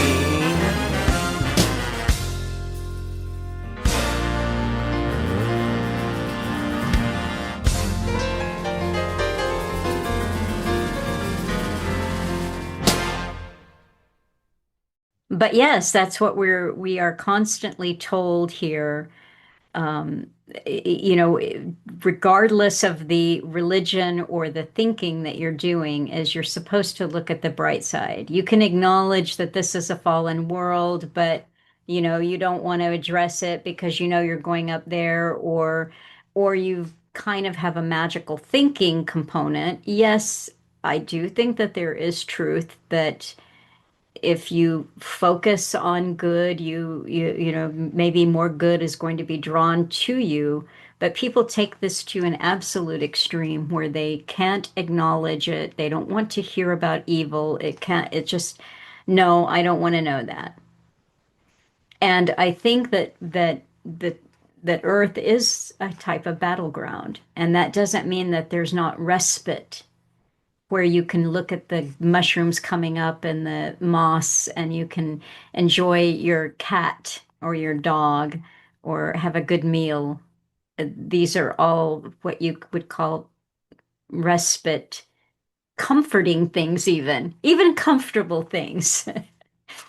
But to never lose sight of the concept that it is a battleground. I think that's become quite clear to people. Certainly, I would hope in the last few years. Some of us figured it out. But yeah. Okay, we should probably crack on. We're on chapter 5, and let's see. I will say, I really, I think we could get right down to the stakes of it. Mm. We could say who appears and what. Yes, I was just looking for I was looking for that because he has some quite a few of these audiences where he makes the queen older, the Green Hmm. Lady, and then she'll kind of have her fill, and then she'll send him away when she's had enough. And then eventually, though, they notice something dropping out of the sky, don't they? Into Hmm. and splashing into the water from a distance. And oh, hang on. Yeah, so basically that's what happens. And then they encounter a character who we met in the first book, who in fact in the first book when we met him, he was wrestling a young man with some sort of learning disability, trying to kidnap him and chuck him in a spaceship to take him away to be sacrificed to the aliens. Is the character Weston. Yeah. So he's a good guy. Yeah, yeah. He said what does he say? Something in the first book. He says something like in a proper civilization, this boy would be locked up and experimented on, Yep. something like Yeah. that, Yeah. Yeah. For the greater good. for the greater good. So Weston appears, and this is Ransom. At this point, he starts to kind of because he still doesn't know why he's here. Hmm. He just knows he's been sent here, but he doesn't know why. And then Weston arrives on the scene, and he starts to think, he starts to be getting an idea of what his purpose might be in this place. Um, so, what about Weston's arrival? Well, I think I'm going to do a spoiler here, and then we can fill in some blanks here. Mhm. What plays out in Perelandra that is important in this pre-fallen world is that Weston is the tempter. And I think that there are some important things we can discuss about how he got that role, what his choices are that led to him being the tempter. But we actually see him become fully evil. And when he is fully evil, he takes on the role of tempting our Green Lady so that he can reproduce on Perelandra that which has happened on Thulkandra, its demise, its fallen state. And he does this through a series of temptations that appeal to her intellect, her intellectual curiosity, and her vanity of her body. So I think we can go from there. That's he's dropped down and it starts to twig with Ransom. Oh, maybe that's why I got sent here. Yeah, and it's great because at first they meet and he sees Weston, and he just talks to him like good old Weston from the first book, you know. Hmm. But then it gradually realizes that this isn't just Weston. There's something else going on here. Um, there's there's there's it's not the same Weston he met prior, and so they kind of they all start talking together. And these audiences with the Queen continue, and they have some like you were mentioning these different conversations back and forth. But as Weston arrives, he accuses Ransom of seducing a native girl. Just to give you that view of Weston's way of looking at things in the first book, he wanted to just sort of dominate and control the natives. He saw the natives of Malacandra as being backwards and sort of primitive, and thought that his knowledge and of science and his worldly accomplishments meant that he was superior and above and beyond them, and that was ridiculous, and he was made to look a fool in the end. Um, but here he comes with the same sort of imperialistic type of colonizing attitude, Hmm. accusing him of accusing Ransom of seducing the native girl, and he says, "You expect me to believe you're living here in a state of sexless innocence," which is great. And then they all meet and they all start talking, and due to the Green Queen's naivety and innocence and purity, she can't distinguish any of the warning signs which Ransom can clearly see coming from Weston. And Hmm. yeah, and then Weston starts to talk to her and tell her lots of interesting, alluring things such as stories and parables, and he kind of begins really putting concepts and ideas into her mind which she has no experience of and does not know the words for. And he does this through telling her stories. Hmm. And one of the problems is that he Ransom has to sleep, and then he'll wake up and he'll realize that Weston's been sitting there telling her lots of stories for multiple hours, and she's just rapt with attention Hmm. and at hearing these sort of various accounts of women, isn't it? At one Yeah. point, he's telling her lots of stories about lots of different women. Now there's one thing we'll launch into the women, but I want to set up I've made a note here and I want to talk about for just a couple of minutes, I want to talk about perfect possession Mm, and some of the ideas that Weston is bringing into this. First of all, he's describing to Ransom he's had a change. He's had a different way of looking at things. Before he was the scientific mind and he thought he was doing things. He's describing what his mission is.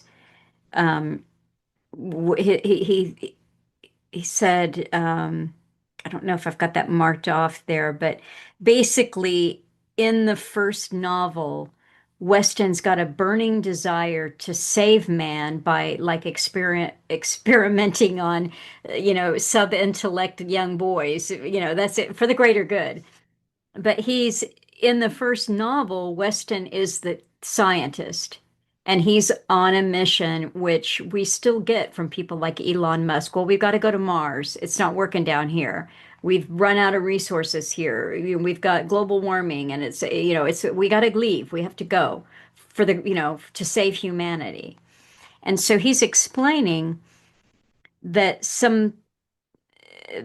his eyes have been opened and he has been opened up towards spontaneity and spirituality and he has a new mission and he said my new mission is to spread spirituality, not to spread the human race. And that set him up on a whole new trajectory. So what you're getting, and I think this comes through, we don't have to spend a lot of time belaboring it. But what we're getting is the character flaws that are within Weston that have made open doors for the Archon to come into. And that is intellectual hubris and um, too much reason not balanced by emotion. So I mean, this is just me saying I see an open door there. And then he goes on to explain his news. See, it sounds good. And it even sounds good the way Weston is putting it across. He's telling him why religion is not necessary and it's not good because God is just a spirit. Get a hold of that. You're familiar with that already. Stick to it. God is a spirit. And Ransom says, well, of course, but what then? And so then he launches into this spirit, mind, freedom, spontaneity, and it sounds good. So then he's saying the goal is pure spirit, the final vortex of self-thinking, self-originating activity. And I won't waylay us too much, but I got into some Hindu concepts there, some Brahma here, and also the way that he's discussing, it's still a kind of a scientific approach to spirit and spirituality that he has. He can't get past that because he has been spending too much time with the Dark Archon. It has damaged his thinking. And what we're seeing is that it's damaged it beyond repair. And so we see this unfold until we get over to, I just want to check it here, 80. All of this comes through in my page 80 and 81, 79, and then again, it's explaining these concepts, which frankly are evolutionary. They are evolutionary concepts that man, through his own volition, is progressing towards something that is amazing, which is this uniting with pure spirit. It's all man deciding to do this. Man does this, and man unites. And I made a note on my notepad there that some of the ways that he was expressing things reminded me of I'm sure that I'll mess it up the pronunciation, but it's a French Catholic priest by the name of Pierre Teilhard de Chardin. And he gave us a concept of something called a noosphere. And his ideas really took hold. My understanding is that his work was not published until after he died in the mid 50s. So C.S. Lewis would not be getting those ideas from him. But I have to think that this was the intellectual soup around Vatican II in the early 60s. In fact, I know enough about the history of Vatican II to know that it was these new, what you might call new concepts of spirit and the evolution. And it really sounds good. Doesn't it sound good? We're all evolving. I hear this all the time. I mean, I heard, I've enjoyed a few things by James Tunney, and I'm not casting an aspersion on his work, but I heard him talk to Jeffrey Mishlove about how we're, evolving, spiritually evolving. And I'm like, I don't know, man, where are you seeing spiritual evolution? I'm not seeing that because I have to always return the journey back to the individual. It's an individual's journey. I am not one who believes that somehow the collective is going to noosphere into pure reason or some amazing state here, but these are the concepts that are being discussed here, and it is the ultimate of human arrogance. And finally we get to the possession, and this is on page 82. And so they're having, this philosophical conversation has gone on for pages here. And and so Ransom is trying to point out some problems that he sees in the argument, and the issues that Weston seems to be having with morality. And Weston says, "Idiot." His voice was almost a howl, and he had risen to his feet. "Idiot," he repeated. "Can you understand nothing? Will you always try to press everything back into the miserable framework of your old jargon about self and self-sacrifice? That is the old accursed dualism in another form. There is no possible distinction in concrete thought between me and the universe, insofar as I am the conductor of the central forward pressure of the universe. I am it. Do you see, you timid, scruple-mongering fool? I am the universe. I, Weston, am your God and your devil. I call that force into me completely." And then horrible things began happening, because what we just witnessed was the total possession of Weston. He has called that dark archon into him, deliberately, consciously asked it to come into him. And if you want to tell us what happens to poor the human that used to be the human called Weston. Yeah. Well, it's such a that whole passage is so good. I haven't it was a while ago when I read it, but yeah, he does talk. I mean, just before that, he talks about a force, And then he says that he's guided, he Hmm. has chosen, guided. I've Yes, become yeah. conscious that I'm a man set apart. He's special. He's been picked. It is through me that spirit itself is pushing on to its goal. And then Ransom's like, the devil's a spirit. Yeah.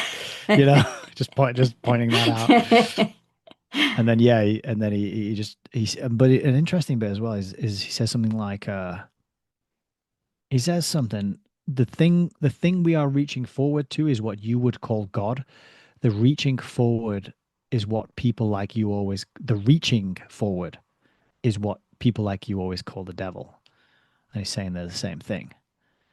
And yeah, it's amazing to watch that build up and then that like climax there that you just excellently voice acted. I thought that was really good. But he does say as well that when he says all that bit, calling him an idiot and saying I am the universe, he says that a spasm like that preceding a deadly vomit twisted Weston's face out of recognition, and then it passed for 1 second. Something like the old Weston reappeared. The old Western, staring with eyes of horror and howling, ransom, ransom, for Christ's sake, don't let them. And instantly his whole body spun round as if it had been hit by a bullet, and he fell to the earth and was there rolling at Ransom's feet, slavering and chattering and tearing up the moss by handfuls. It is amazing. It's such a great description. And so then we've witnessed the full possession and the transformation of Weston into what becomes known as the unman, the Hmm. UN man. And I'd mentioned I'd sent you a message about how amazing this is, given sort of Alan Watts talks and mentioning of things like the is it 1984, sorry, where they have good and ungood.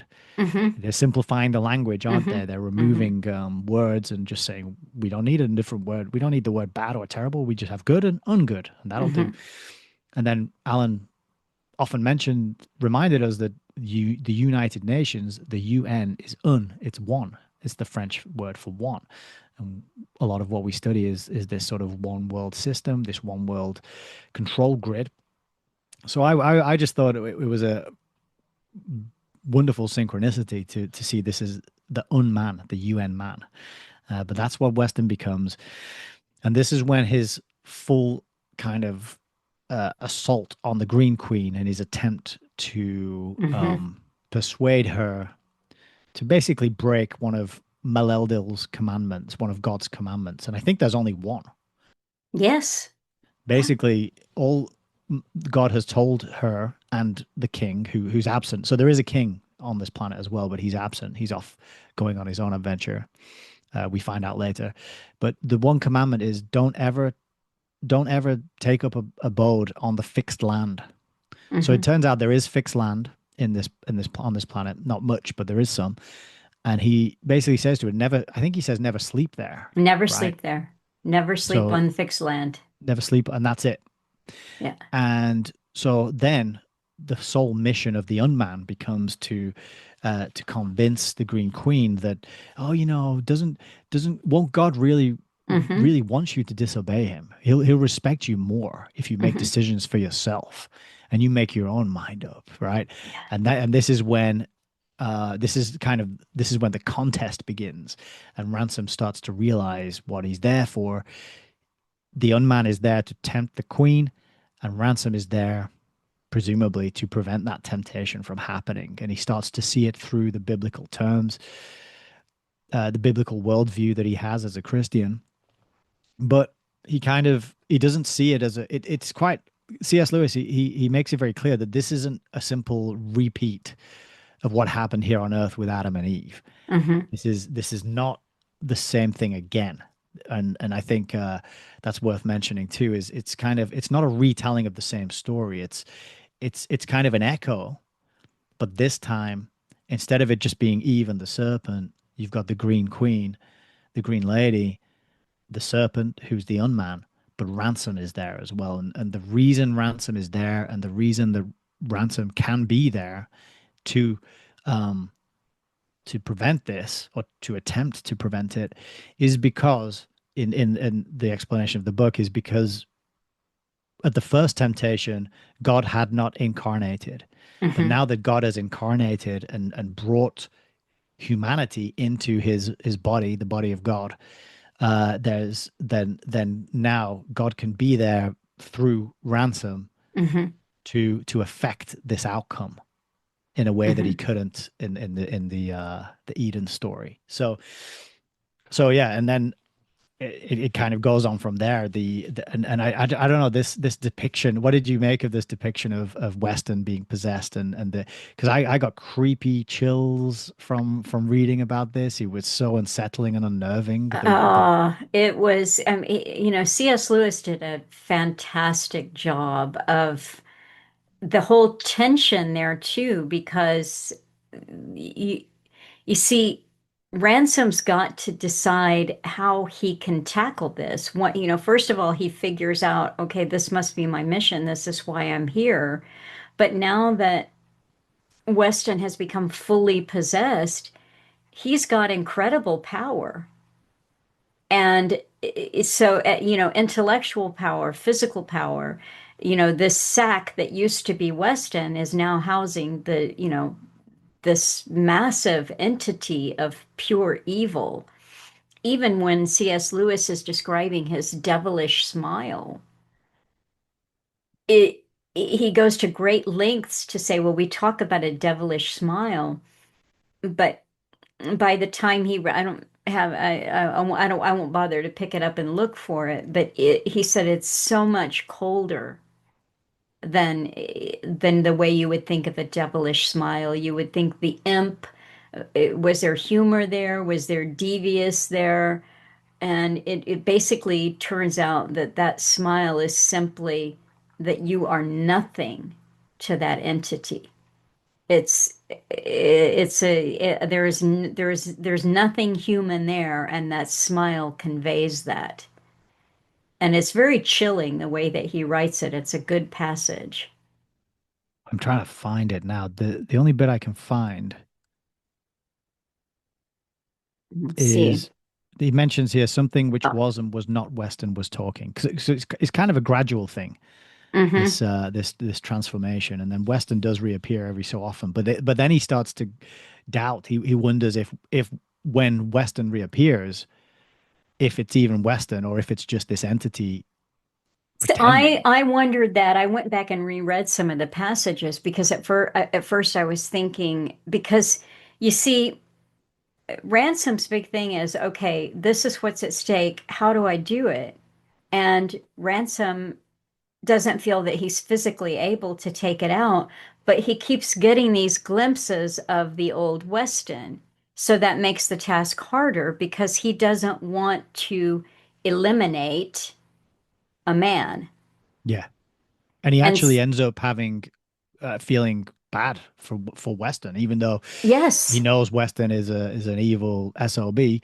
yeah, He actually starts to feel all that evaporates when he yeah. realizes that he could be in there and what it might be like for him to be pushed down and occupied by this entity. He actually has some like a softening in his heart for him, some empathy and some compassion for him, which I think is a sort of unsurprising because that's what Ransom's character is supposed to be. He's kind of the good Christian, the good man, the good-hearted man who has the conscience and the compassion and the empathy and the kindness.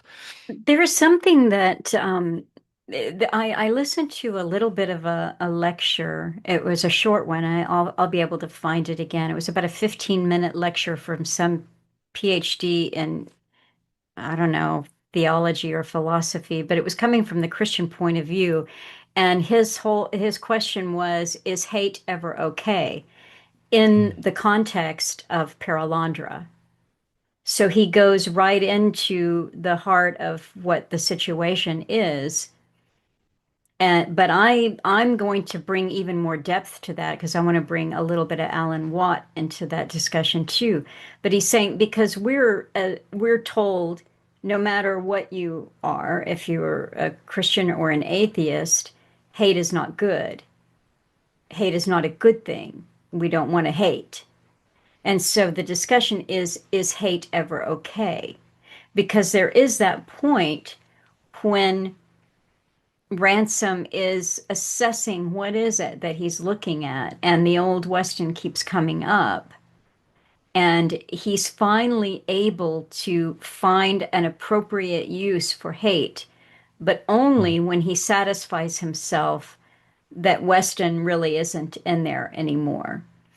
And after I read those passages a couple of times, I concluded for myself that the glimpses of Weston were trickery Hmm. because the devil, if we want to call him that, this entity that had taken over Weston, understands that we humans, we want to give people the benefit of the doubt.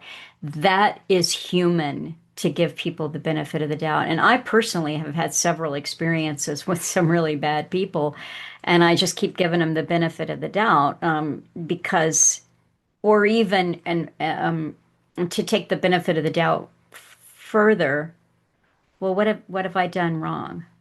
Mm. There you are. What could How I have have done I, yeah, differently? what could I have done? And you finally realize that there are some types of people for which that's not the correct approach. The correct approach is what is in them? What is Yes. in them? I've just found that the passage as well of when he describes Weston's smile. Oh, good. If it's worth reading that, because I Yes, do. I've yes, just been glancing over it, and it is pretty good. good. So what happens is he wakes up every night. He has to Ransom has to go to sleep, and Weston or the unman doesn't have to sleep or has to sleep much less because he's possessed. So this is a kind of disadvantage that Ransom has. And every morning he wakes up and he looks around and he has to catch up with, find out where they are and catch up with them and try and, you know, it's just it makes the situation more challenging.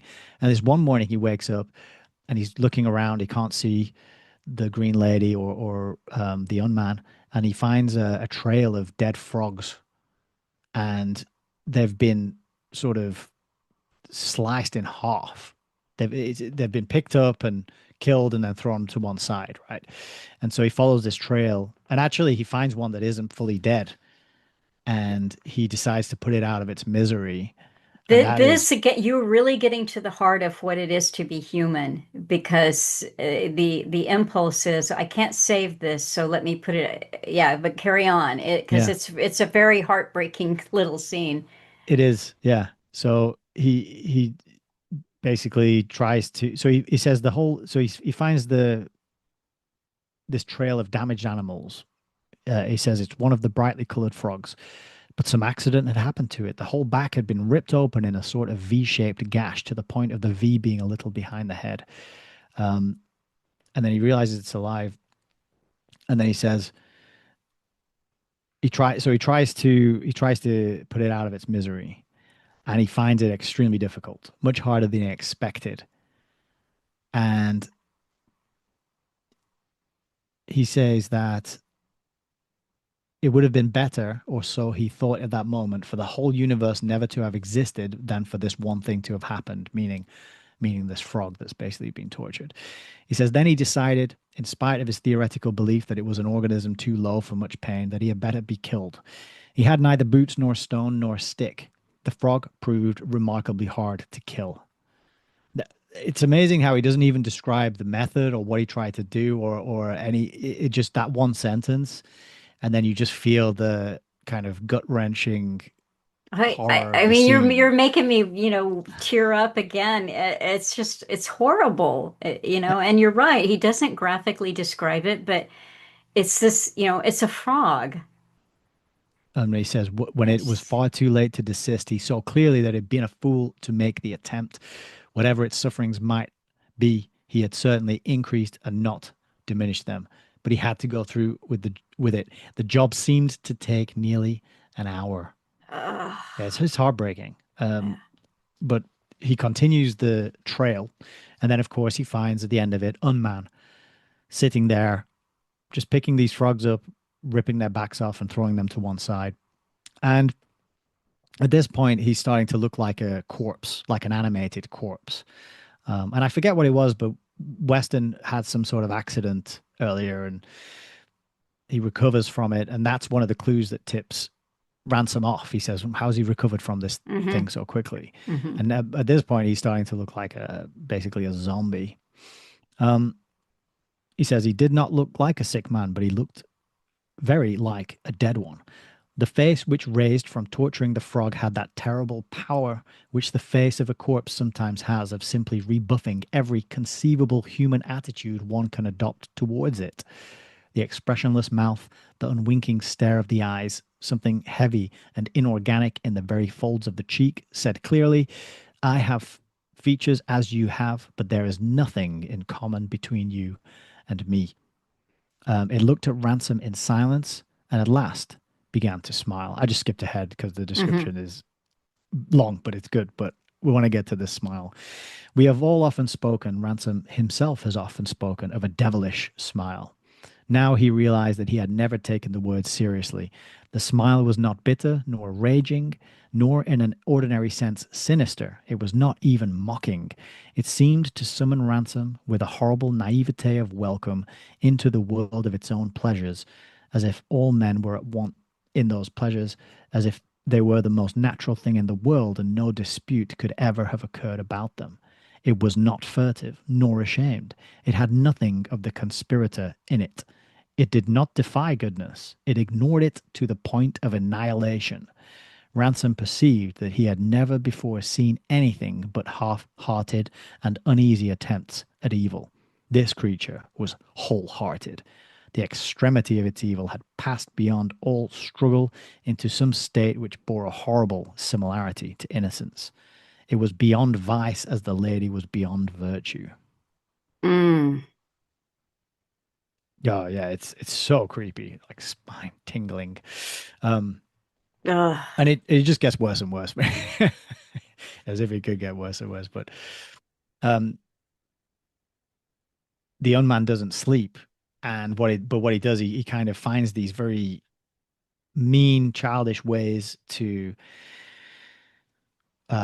frustrate and annoy Ransom. So one of the things he does is he just says his name over and over again while Ransom's trying to sleep. He just sits there and says, Yes. Ransom, Ransom. And at first he's shouting back and telling him to shut up and getting angry about it. And eventually he just has to sort of tolerate it and put up with it. That's I just am firing up another computer here.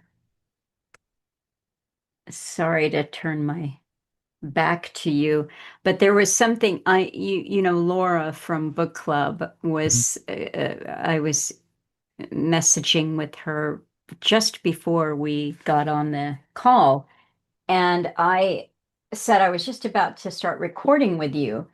It's hard to summarize some of these conversations they have as well, isn't it? I'm trying to pick Hmm. out like the key arguments and quotes and between these three while they're debating and going back and forth, but it's kind of tricky.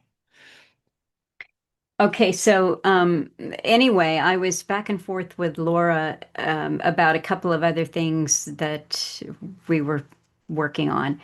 And I said, I've got to go because I'm about to start recording with you. And then it flashed onto my head, she'll be able to pull up for me right now that I don't have time to do. I said, Laura, can you do a big, huge favor for me really fast? And she said, sure. And I said, can you look up and find as many instances of Alan talking about possession and possession versus psychopathy as you can? And I said, I know there's some in September of 2020. I remember that one very clearly that he went into it. And she sent me back a message about 15 minutes later with a whole long list of Alan talking about possession. But I wanted to just read with my head turned away, if that's okay, Yeah. this little bit. He's talking about how a good book to read is Malachi Martin. Malachi Martin's Hostage to the Devil. And we won't get into his backstory or that he was a Jesuit. He wrote a book, Hostage to the Devil. And he said, there are awfully good graphic observations, interpretations of mental states at the very, very least, right? In behavior, which a psychiatrist will put down as mental illness to the bitter end. It wouldn't matter what happened, it would be to the bitter end that it will be a mental illness of some kind or another. But you've got the other side of it too. It's a derangement by other forces. But when you put them down side by side, the possession, like perfect possession, is one category of possession, which is when a person is completely at home with the spirit or entity that's within, that's in them.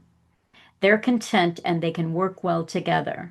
The problems in standard classical demonology is where a person fights, is still fighting, and not completely taken over by the entity that's in them, and there's a bit of resistance still there. They're in definite anxiety all the time, maybe erratic behavior of all kinds. In the process, too, often similar to see the old bipolar or manic depressive disorders as well. That's very similar sometimes, but behaviors always, you see.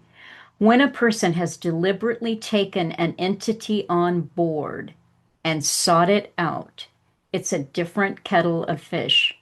When you have an elite, not all of them, who knows how, if you have an elite group that literally, maybe intergenerationally, have taken these things on board, definitely they put out suggestions that some of the organizations they're into through the last century and a half, in the occultic sense of it, or even the last couple of 100 years, more or less branches of French Freemasonry, etc., Hellfire Club, you definitely had this idea of eugenics, selective breeding, special breeding, mating with different people, but actually to create a type of child. And you find it going way back, even to John Dee and the magical child. And that was eventually repeated and repeated all the way up to Crowley.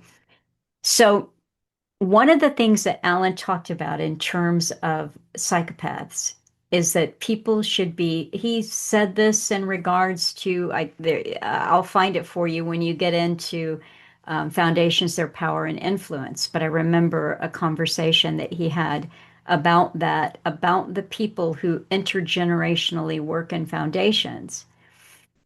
He said the best thing that people could do, the best thing you could do for your children, is teach them how to identify a psychopath. And the point that I want to make really quickly is that in several talks, Alan Watt said, when you look at the signs and symptoms of a psychopath and you compare them to the signs and symptoms of a perfectly possessed person, then you have to say, what's the difference? What is the difference? And so when you see, Ransom's thing is that he is human, and he's still looking for the human in what has been taken over by the entity, and the entity knows that. And that is why the study of evil, instead of averting your attention to it, the study of evil and evil in people is so important, and psychopathic traits, because even listening to this, that I'll link to, even listening to this guy with a YouTube channel with PhD in philosophy or something, discussing when is hate appropriate for the Christian, he was missing a nuance there. The what is human is the struggle. You can see that. You can recognize the struggle in someone else that may manifest in a mental illness, something like that, where there is something eating at them, but they don't like it. It resides in them, but they're not comfortable with it. Down to just interactions that you might have with a person who is a total jerk, but maybe not total, and they come back later and say, I'm really sorry about that. Hey man, sorry about that. It's when you have that devilish smile where the humanity has been, and you can see it and you've observed it long enough. Because what I'm saying is we are surrounded by this all the time. And I think we are actually called on to know the difference. You can't just keep saying, well, oh, well, you've got to be able to train yourself. You should train yourself to look for humanity. And when no humanity is left, hate is entirely appropriate. That's it complete, you know? Well said. And Yeah, so, it makes a lot of sense, and it ties in really well with the arc of Ransom's journey here. And just to sort of mention a couple of quotes about the tie-in with what you were just saying, when he's describing the unman, Ransom says that he had full opportunity to learn the falsity of the maxim that the Prince of Darkness is a gentleman. Again and again he felt that a suave and subtle Mephistopheles with red cloak and rapier and a feather in his cap, or even a somber, tragic Satan out of Paradise Lost, would have been a welcome release from the thing he was actually doomed to watch. So he's kind of watching the unman and trying to protect the animals from it and keeping an eye on it. It was not like dealing with a wicked politician at all. It was much more like being set to guard an imbecile or a monkey or a very nasty child. But he says this bit, which I thought was quite interesting. Um, Ransom soon perceived that it regarded intelligence simply and solely as a weapon. And the way he realizes this is because when the unman is dealing with Ransom, it's this disgusting, childish, monkey, imbecile, nasty child, calling him names, pulling faces at him, and repeating his name to annoy him.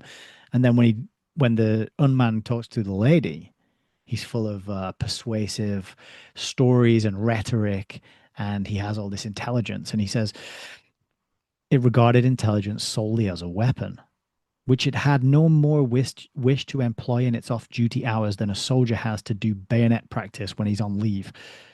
Thought was for it a device necessary to certain ends, but thought in itself did not interest it. It assumed reason as externally and inorganically as it had assumed Weston's body. Yeah, and, good. and that just reminds me of that. It's that cold, calculating, um, sort of pure. Yeah, that's it. There's no humanity in there. So Hmm. there's no empathy, there's no compassion, there's no love, there's no creativity, there's no kindness, there's no generosity, there's no patience, Hmm. there's no benefit of the doubt. There's Hmm. just how do I get what I want out of this person? Hmm. And the total willingness to do whatever it takes, where say whatever words need to be said, fake whatever emotions need to be faked, pull on whatever heartstrings or personality flaws or weaknesses that that Hmm. person may have, right? Press the buttons and play them like a little toy or a little instrument or something. Um, but there's a bit here as well about how he says worst of all were the moments when Weston was allowed to come back into its countenance. And then there's a whole description here. And then he says at the end, he discovered that any hatred he had once felt for the professor was dead. He found it natural to pray fervently for his soul. So this is the bit before he's got to the point you mentioned where he realizes and he allows himself to be taken over with hate and to feel it. And he does Hmm. say that it's his first time ever, doesn't he? When that happens, and that marks a kind of turning point in the battle, let's say, because from that point on, he has a completely different approach. Yes, I think that there's something there too that he has realized, and that's why he has to marshal hate, is because he's realized that he will not be able to outwit it or win in an argument with the Green Lady. He can't hold his own in that kind of sophistry or, you know, untruthful debating that the unman is willing to engage in. And he mentions here how the unman started to teach her many new words, Mm. words like creative and intuition and spiritual. And Hmm. it just reminded me of New Age. I just put New Age in the margin there, because how it sounds like you're raising your vibration and you're plugging in, and you're plugging into the collective consciousness and raising your vibration so that we can lift everyone out of all that sort of rhetoric. See, the one thing too, the way that the unman appeals to her or attempts to appeal to her is that because these things are exciting to her. It's making her grow older Yeah, the very new. quickly. But it's also, he does the appeal to vanity. And he presents her with a mirror at one point, and she was horrified. As soon as she saw it, she put it down and she was completely distressed. But then he kept, cajoling her, look, look, look, and you're beautiful, you're beautiful. And so he's appealing to that. And then when she finally looks at the mirror again, he said, "Now, aren't you beautiful?" And she has to concede that yes, she is. And I wonder if I made a note of it because this is something. Oh, yes, I did. It's on my page 118. I thought this was an important thing. The lady did not appear to listen to him, so he's got her looking at the mirror. She stood like one almost dazed with the richness of a daydream. She did not look in the least like a woman who was thinking about a new dress. The expression of her face was noble. It was a great deal too noble. Greatness, tragedy, high sentiment, these were obviously what occupied her thoughts. Ransom perceived that the affair of the robes and the mirror had been only superficially concerned with what is commonly called female vanity. The image of her beautiful body had been offered to her only as a means to awake the far more perilous image of her great soul. The external, and as it were, dramatic conception of the self was the enemy's true aim. He was making her mind a theater in which that phantom self should hold the stage. He had already written the play. And I thought, good heavens, but that is a really profound insight as to what the perils of vanity are all about. It isn't so much about Narcissus as it is about having a concept of you that is external, that you begin to see yourself as others see you and to want to project something out to them that will, and any number of things can come from that projection. In the pure state, there is no external concept because you can't see yourself, can And you? therefore Without you're a always reflecting tool. authentic. Yes. Yeah, that's great. That's a Uh, really good point. I did yeah. underline that bit, but I couldn't quite articulate why it was such a good. Sometimes I do. I know a piece of a quote's really good. I underline it, but I struggle to express exactly why. But he also mentioned a bit, just a little bit before that how the tempter is using is talking to the queen about the deeper life and the upward path, and how this to go on this theme of theatricality. He also tells her all these myths and legends about women who are abandoned by their husbands, or who need their husbands, or who need to save their husbands. and Hmm. and he starts to plant this seed in her mind of, don't you want to save your husband? Don't you want to do something good for him, and for the king when he returns? Doesn't he need saving, even if he doesn't want to? Doesn't he need helping even if he doesn't want you to do that? And so that all ties that in. It's that, like, getting her to see herself through God's eyes, getting her to see us, to think of how the king sees her. Yeah, a real powerful sort of mind manipulation there.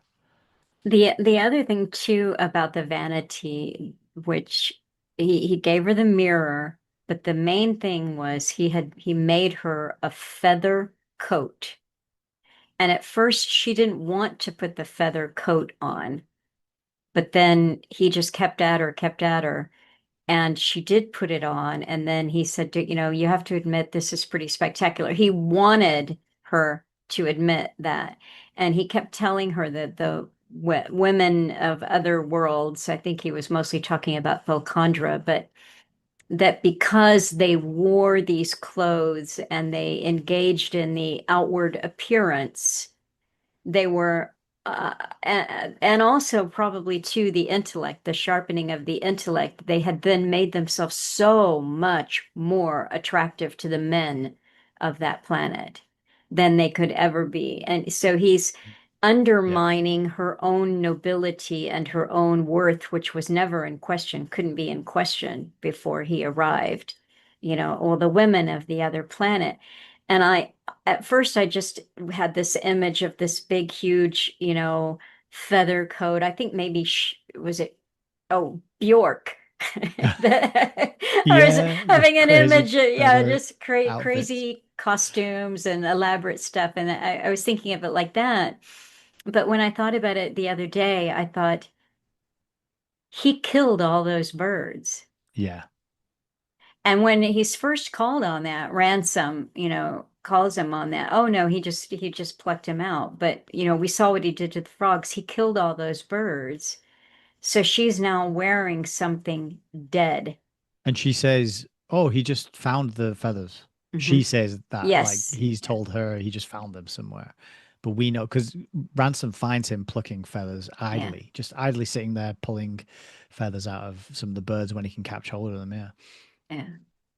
So it's, all he shows his colors throughout, and the more that Ransom is able to see him, the more he is able to confirm for himself this man is devoid of humanity. There's That's it. nothing human in him.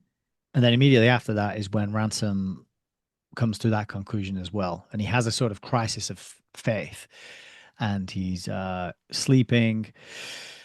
Um, and he starts to question, why am I here? What can I even do? What possible effect can I have when I'm up against what I'm up against? And he starts to doubt Meleldil, or God, and the devil's here with his representative. Where's Meleldil's representative? Why can't God put a stop to this? Where's the miracle? And then he says he realizes that he himself was the miracle. Like the fact that he's Hmm. there, he realizes that he's the envoy of Meleldil. Hmm. He's God's chosen to be there, and therefore it's a miracle. That's the miracle of the intervention to stop this thing from happening. Um, and then he realizes that it's a spiritual battle as well. He reflects on how it stands to reason that a struggle with the devil meant a spiritual struggle, and making physical combat only fit for a savage. But then he realizes, then off the back of that, he says, but the problem is that there's a physical entity here which the devil's using, Hmm. or the entity is using to invade this Perelandra. And so then he realizes that he has to get rid of that vessel. That has to be the battle. Can't just be persuasion. He has to take it physical and remove and destroy that physical entity, the physical body that the entity is using. And without that physical body here, the entity won't be able to Hmm. tempt the queen. And so then he has all these visions of how he's going to be ripped to pieces slowly like the frogs. And he has this kind of night of feeling very like there's no hope he could have against this entity, because he imagines that it's going to have super strength and power and endurance and all these other things, and that he'll be absolutely no match for it. And then, but then he's sort of visited, isn't he, by God. Kind of shows up and talks to him, and sort of spurs him on. I'm trying to find the part where, yeah, so he hears a voice, um, and the voice says, "My name also is Ransom." He says, "I have cast your enemy into sleep. He will not wake till morning. Get up, walk 20 paces back into the wood, then sleep. Your sister sleeps also." Um, so he wakes up the next morning and he finds out that God has put everything on Perelandra to sleep so Hmm. that this battle can take place. And he goes to find the unman.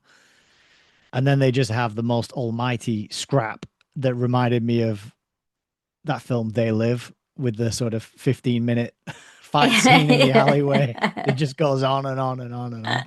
And it's an epic. I mean, I don't like reading or seeing anything sort of violent or graphic, and there were parts of it where I was sort of wincing with the descriptions of this basically hand-to-hand fight which takes place.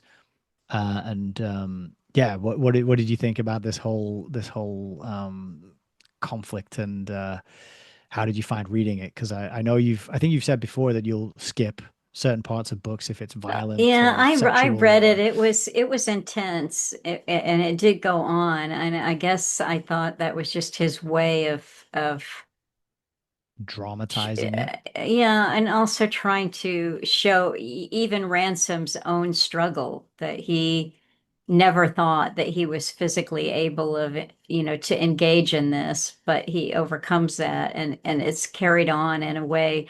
I guess I thought that the intensity and the duration of it just showed his commitment. That And at this also, point, yeah.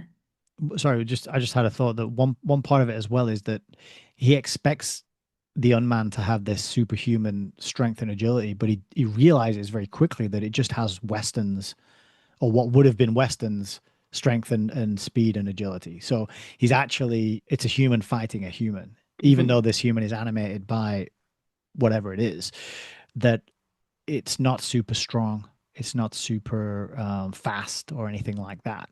And so he goes in with his fists and he's kind of like pummeling it, and he's going for the kidneys and the heart. And this other thing's kind of got his long nails, the unman, and he's sort of scratching and ripping away at him. Um, and what I realized at that point is that it's almost, and I think this is another layer to the story, is it's like, as you just mentioned, it's kind of a battle with himself as well. Mhm. There's a real theme of Ransom, a sort of death and rebirth for Ransom into a new man, which happens actually multiple times, because he's already happened in that he got in a coffin to get here in the first place. Mhm. Mhm. And in the first book, on their way back, there was a strange passage where they all thought they were going to die, and then suddenly they were just back on Earth.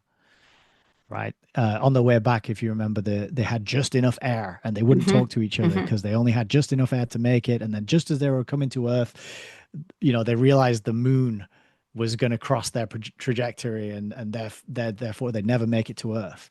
And then they do make it to Earth. He just wakes up and they've landed, right? So there's these multiple sort of death, rebirth, and there's another big one that comes up later in this book as well.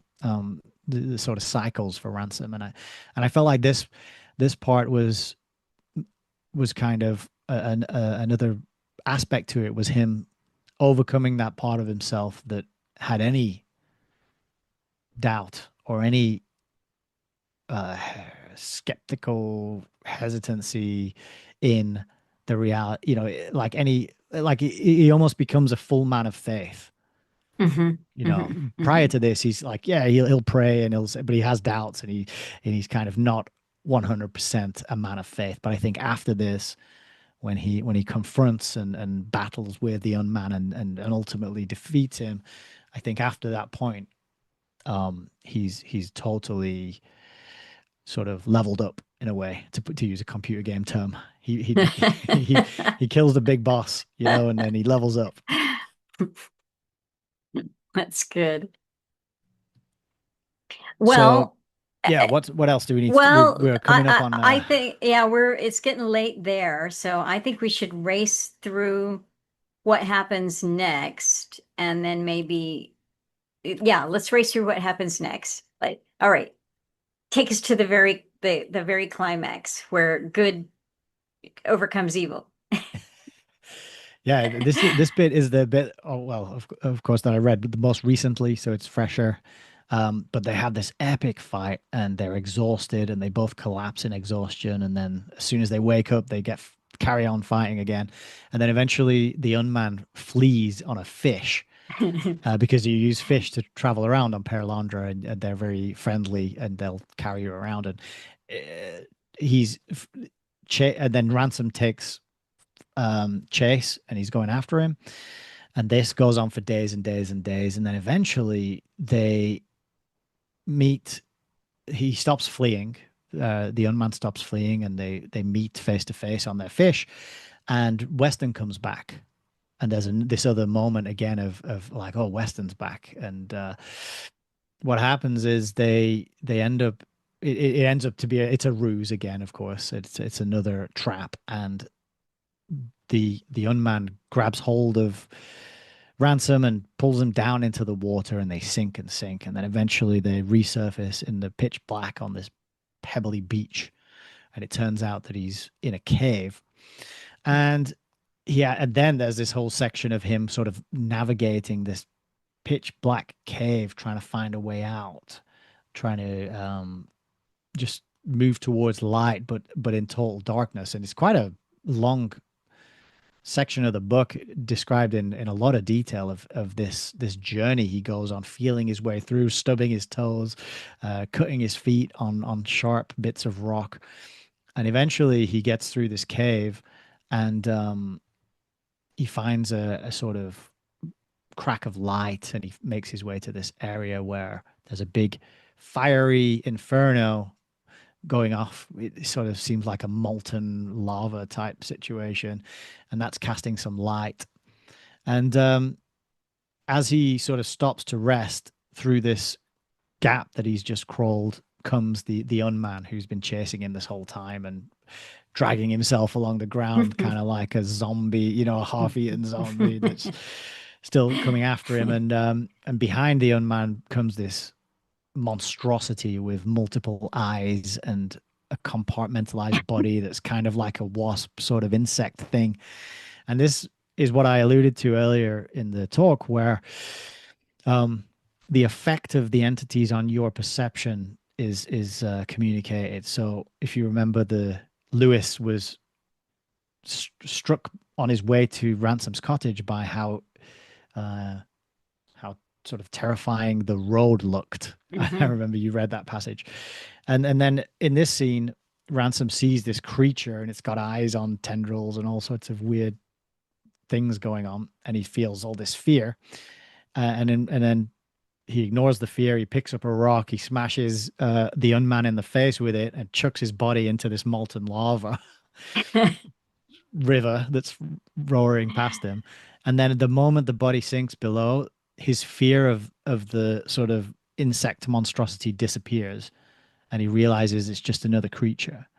And then there's a great description. I won't be able to find it, I don't think, but there's a great description of how in that moment fear of all the creepy crawlies disappeared from him. And it was a great sort of it just made me think of like, oh, why do we fear those things? Maybe that is a product of our the sort of nasty Eldila that are here, making us scared of things that are not at all fearful and not at all frightening. The effect of that they can have on our perception, right, is communicated once again. And then he sort of that's the final confrontation, and after that he goes on this kind of long journey through all these subterranean places and sees all these interesting things that are never quite properly explained or given, and we're not given much detail, but it's kind of it's like he realizes there's this whole sort of next layer to Perelandra that he doesn't belong to, and is not for him, really. It's alien to him in a sense. But he passes through it, and he sees some interesting places, and he finds a giant cathedral with huge that looks like a giant cathedral with huge thrones, too big for humans, that he passes through as well. So there's this theme of like ancient lost civilizations that used to exist and have passed, and eventually makes it out and then and there's this whole scene of him sort of recovering, because he's been through this ordeal and he's battered and bruised, and then he just spends this kind of like blissful few weeks or something chilling out on top of a mountaintop, where where the very plants seem to just bend in and pass food to him as he's lying down and sleeping and recovering, so he kind of makes it out through this subterranean world back into the um, Edenic like vegetation and mountainous landscape of Perelandra. Um, and that brings us to sort of the climax of the well, I suppose it's the climax, isn't it? So after this, he makes his way down to Claire. Is it? No, it's another mountain. It's another mountaintop, is it? Or is it like I don't know. There's a lot of in this section of the book. There's a lot of explanations of landscapes, Hmm. descriptions of landscapes, and I'm not very good at imagining descriptions of landscapes. So I always get a bit lost. But it's like a valley, isn't it? Surrounded by mountains, a really private valley. And That's pretty much how I pictured it. Yeah. yeah, I think I remember describing it in such a way. And he meets his old friend from Malacandra, the Archon of Malacandra, and he meets the Archon of Perelandra. It's the first time that the Archon has appeared. And he said he didn't know that there was an Archon here, and she sort of I say she, that's another topic that we probably need to touch on now, isn't it? But this is where there's a section in the book that I think took us both by surprise, and we didn't. And you mentioned it to me in our messages before, but this description of basically that it's the archon of each of the planet, but then they assume the name of the planet, so then it becomes Malacandra and Perelandra, and we kind of realize that the book's called Perelandra, and it's not in reference necessarily to the planet, but the archon of the planet takes that name as well, Mhm. and he meets them, and it becomes apparent that there's going to be a kind of it's a sort of ceremonial day where the king and the queen are going to be handed the responsibility for this world. Um, so do you want to take it over? I feel like I've just whizzed through a whole bunch of stuff there, No, you're doing a but great job. You're doing a great job whizzing. If you want to just whiz through to the king and the lady, and yeah, then we can have a brief chit chat about, that other part. right. So the king and the lady. So what happens? This bit was really great. Actually, I enjoyed reading this bit because one of the nice things about this whole world, both the worlds in the first book and this one, is just the animals, is the hierarchy. So you've got the kind of the archons, the angels, the Eldila, and then you've got the Hnau, right? The Hnawu Hnau, which is the higher minded beings that have a little self awareness and they understand the present. They're above the beasts, but they work in harmoniously with the animals and the Hmm. beasts, and so when the king and the queen are making their way to the ceremony, they're just followed by this immense kind of conflagration of animals, and there's birds flying in, and there's tree pigs. I'm sure it mentions tree pigs at some point, like never explains what they are, just tree pigs, and they're all coming along, for this ceremony. Just and it was a great scene. I just imagining that was a lot of fun, and then they sort of take their position opposite a lake, and and then a very strange part of the book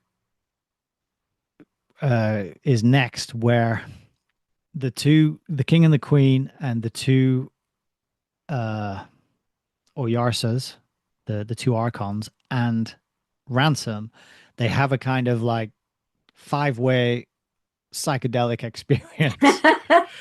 That's the only way I can describe it, right? They kind of have a meeting, and they start talking, and all their personalities kind of merge and overlap, and it's never clear who's talking. And then but they go on this kind of, it's like a spiritual psychedelic merging of minds, that's really weird to read. Hmm. What did you think of that bit? I found it very strange. It was very strange. The I'm whole, gonna try and find it. I mean, yeah, that's a good thing, but the whole book, from the time that he kills the Weston demon character, was just kind of bizarre for me. I mean, it's a story that you can follow, and then all of a sudden, it's almost like it switched tone. He goes into the Mm. subterranean world, and that goes on, and it is interesting to see these things. But he doesn't have that many philosophical digressions. So I wondered in that whole part, what is he doing? Is he just filling it out so that it's more like a real story, and the hero's quest or something? He's got to get back up to the top Yeah, ground. it did But have that feeling of it. It's like, oh, he's gone into the underworld and he makes his way through it all, but and then it he didn't comes need. up, yeah, and then he sees that, okay, this world is going to be okay. The king and the green lady have been united, and they now have their proper roles. They are being given lordship or rulership over this planet. And then we have this digression into a conversation about, well, the naming of things, to say the least. And then there's the acid trip. Yeah, I'll It's read a like bit of it. I've got it here because it is nuts. It's so trippy. Ransom sees the king and the queen, and the first thing he says is, uh, he's just like he just falls to his knees. It's a similar kind of description as when he first sees the green lady, just the majesty of them, and Mhm. the face of the king was a really interesting description as well. Um, he says the where did I find it? The resemblance was in its own fashion infinite. So he's got this kind of infinite expression. I'm trying to find it here. It was hard even for Ransom to tell me of the king's face. It was that face which no man can say he does not know. You might ask how it was possible to look upon it and not to commit idolatry, not to mistake it for that of which it was the likeness, meaning the face of God. Um, but it says the beauty of it lay in the certainty that it was a copy, like and not the same, an echo, a rhyme, an exquisite reverberation of the uncreated music prolonged in a created medium. So there's more of these similar descriptions of how majestic and awe-inspiring they are. Um, and then they have that discussion. They invite Ransom, and they heap loads of praise on Ransom because they recognize Ransom's role in and what Ransom's done in Mhm. preventing the fall. And then while the king's been away, he tells us that he's been on this basically on this journey with God, and God's filled him in on all the important stuff. Told him what happened on Earth, and like, oh, it's a bit of a mess over there. We're trying to avoid that here. And so the king comes back just fully aware of everything that's gone on, and really impressed with Ransom, and they heap loads of praise on Ransom, and then they I'm trying to find a bit where this conversation starts. Um, the voice that spoke next, yeah. So they all get together, start talking about the great game and the great dance. And then the king, Tor, says, I know little of it as yet. Let the Eldila speak. And then he just goes into the voice that spoke next seemed to be that of Mars, but Ransom was not certain. And who spoke after that, he does not know at all. For in the conversation that followed, if it can be called a conversation, though he believes that he himself was sometimes the speaker, he never knew which words were his or another's, or even whether a man or an Eldil was talking. The speeches followed one another, if indeed they did not all take place at the same time, like the parts of a music into which all five of them had entered as instruments, or like a wind blowing through five trees that stand together on a hilltop. We would not talk of it like that, said the first voice. The great dance does not wait to be perfect until the peoples of the low worlds are gathered into it. We speak not of when it will begin. It has begun from before, always. There was no time when we did not rejoice before his face as now. The dance which we dance is at the center, and for the dance all things were made, blessed be he. Another said, Never did he make two things the same. Never did he utter one word twice. After earths, not better earths, but beasts. After beasts, not better beasts, but spirits. After a falling, not recovery, but a new creation. out of the new creation, not a third, but the mode of change itself is changed forever. Blessed be he.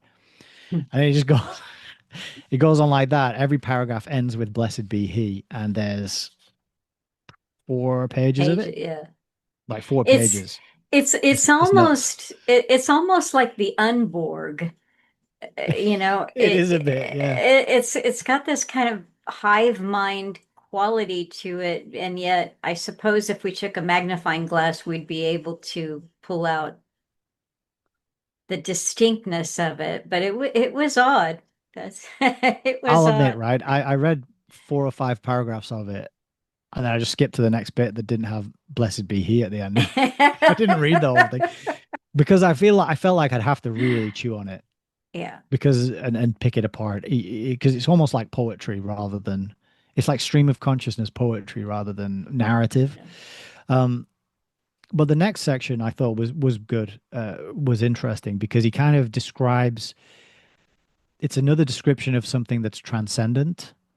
And he talks about how he experiences seeing the great dance, Uh-huh. which is kind of like the term for just, I suppose, everything, existence, reality. Um, and this is pretty good, I thought. So he talks about it. It seemed to be woven out of the intertwining undulation of many chords or bands of light, leaping over and under one another and mutually embraced in arabesques and flower-like subtleties. Each figure, as he looked at it, became the master figure or focus of the whole spectacle, by means of which his eye disentangled all else and brought it into unity, only to be itself entangled when he looked to what he had taken for mere marginal decorations, and found that there also the same hegemony was claimed, and the claim made good, yet the former pattern not thereby dispossessed, but finding in its new subordination a significance greater than that which it had abdicated. It's a bit wordy, but it's this idea of like everything matters. You could look at an ashtray, you could look at a cloud in the sky, you could look at a particle of dust, you could look at a mountaintop, and see it how it's all connected, it's all part of reality, and it's all woven together. Only the scale he's kind of describing it on is much bigger and more kind of 4D. You want to think of it that way. Yeah, I had this I thought a microcosm within the macrocosm Yes. as you know because he keeps pulling back you see the little and then you see how the little is contained within something bigger and then that kind of an idea. Yeah, and I like that description. I thought he did well, and that's another page and a half paragraph of that, Yeah. which goes on and on. It was really good. But then he kind of comes to, and he all the animals have disappeared, and it's just him and the king and the queen there. And he says, "Where's everybody gone?" And they said, "Oh, they all had to go and do animal things." He says, "Bring up their whelps, lay their eggs, build their nests, spin their webs, and dig their burrows." He says, "They did not wake long," said Ransom. "I feel it's still early in the morning." "But not the same morning," said Tor. "Have we been here long then?" said Ransom. "Yes, I did not know it till now, but we've accomplished one whole circle around Arbol since we met on this mountain top." So they've basically been there a year just tripping. And yeah, that was it. They've been there a year tripping. And then he gets sent back to he gets put in his coffin, and he gets sprinkled with red flowers and that smell very nice. And then that marks the beginning of his journey back to Earth, which we saw him arrive, didn't we, before this story gets Mhm. started in the earlier chapter. So Mhm. that is it. That is his return to Earth. That is his visit to Perelandra. Yeah. And that concludes this it's such a wild last, what is it? It's kind of the last quarter of the book, maybe the last Yeah, fifth the or the so. last the pro at least the last fifth of the book and tucked in there too is a complete non sequitur that goes on for pages and pages.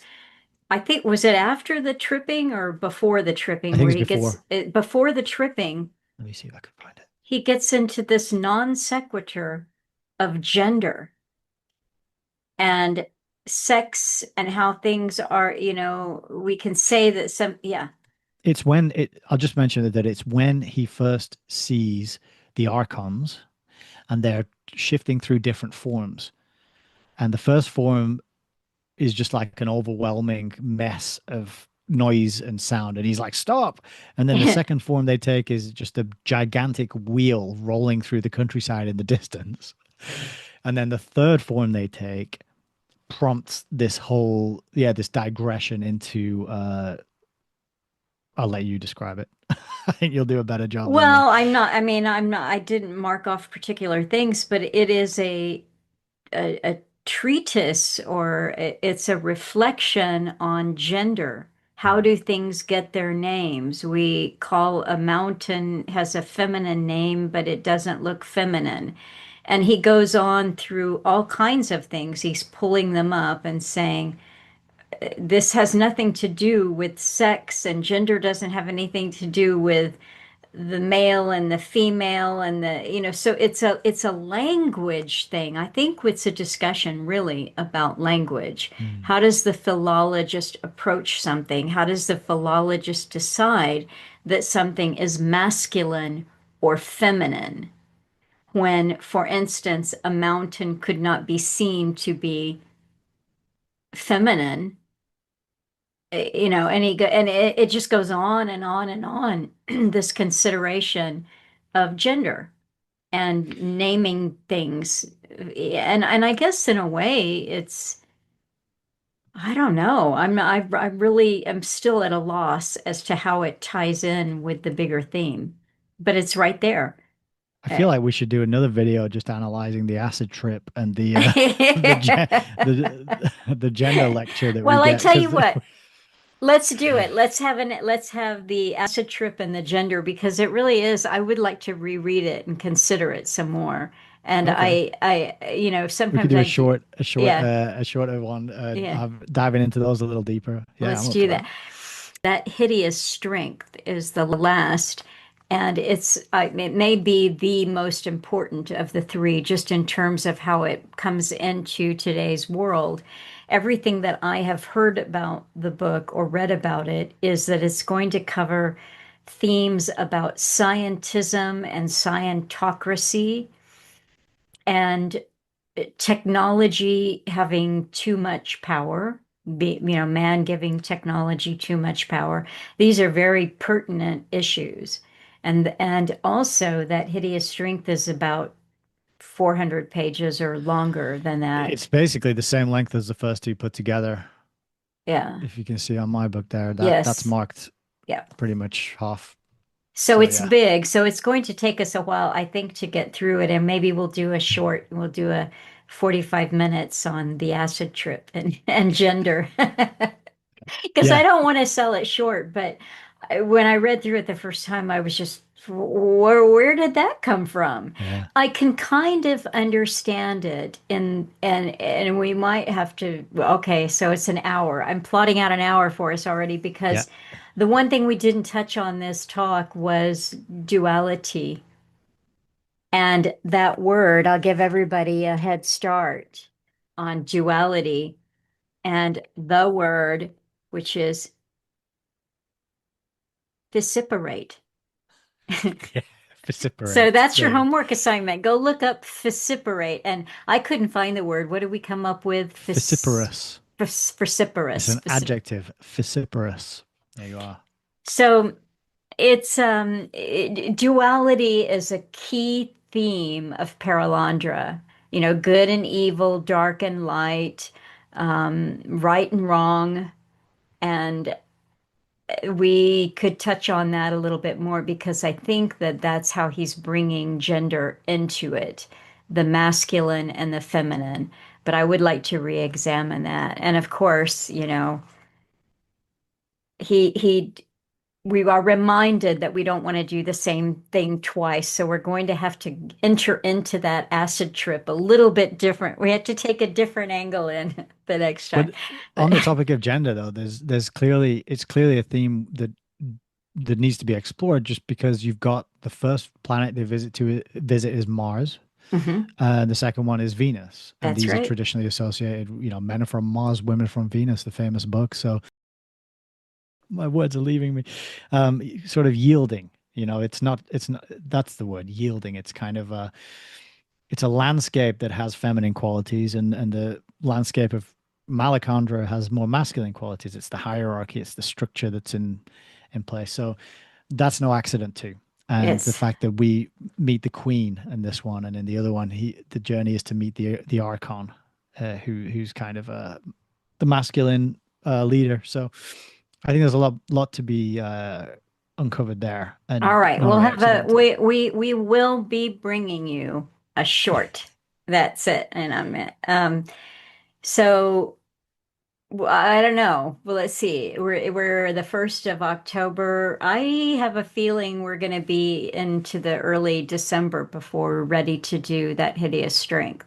Yeah, that makes sense. I A think so. pre-Christmas talk because it is long. And I also think that our kind of preamble ramble with that is going to be more intense because of the scientism, scientocracy. And I think that it's going to spark a lot of connections for us as to what we Mm. see right now in this biodigital convergence. And I didn't mean to cast the aspersion on James Tunney, who has also done excellent work and mentioned C.S. Lewis and That Hideous Strength repeatedly as someone who early on called the dangers of the technocratic society.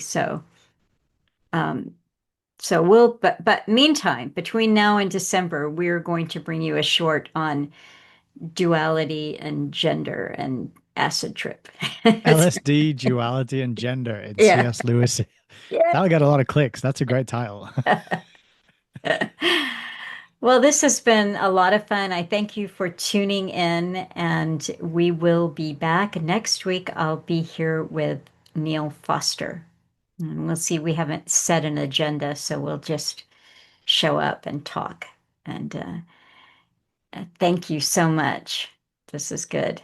It's fun. I hope you enjoyed it too.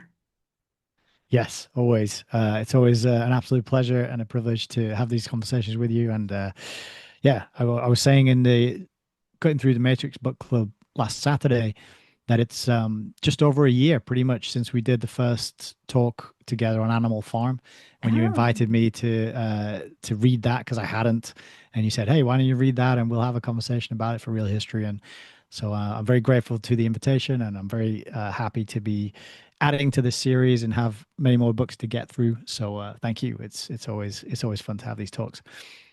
Well, and one thing that's fun about it too, Nick, is that you're covering, I mean, Between Two Ages is heavy, and I'd say, the Club of Rome's tome is not quite as dense as Brzezinski, but it's still not, light reading. It's, and Yeah, then no, not you're really. going to embark on Foundations or Power and Influence. That's heavy. And then we're covering Alan Watt, and that is intense because there's just so many, one of his interviews with Jackie Petru opens up about 8 or 10 or 200 different avenues of exploration. So, with novels, even though there is a lot to absorb in them always, and places that it takes your mind, it's a break. I find it to be a break to switch gears and read a different kind of book. So, this has been fun doing it. I'm glad you suggested it. And just so you know, when before we embarked on C.S. Lewis, Nick presented me with a list of the next two novels that come. I forgot what they are, but we have it written down somewhere. So we're going to be busy for a while. So Yeah, thank I remember you. what they are. We did Oh, we do did put you? out we put out a poll, Okay. and the other two, I think this came in first, the space trilogy. Followed by this was Philip K. Dick, A Scanner Darkly, Oh, okay. and then in third place was Christopher Priest's book, The Inverted World.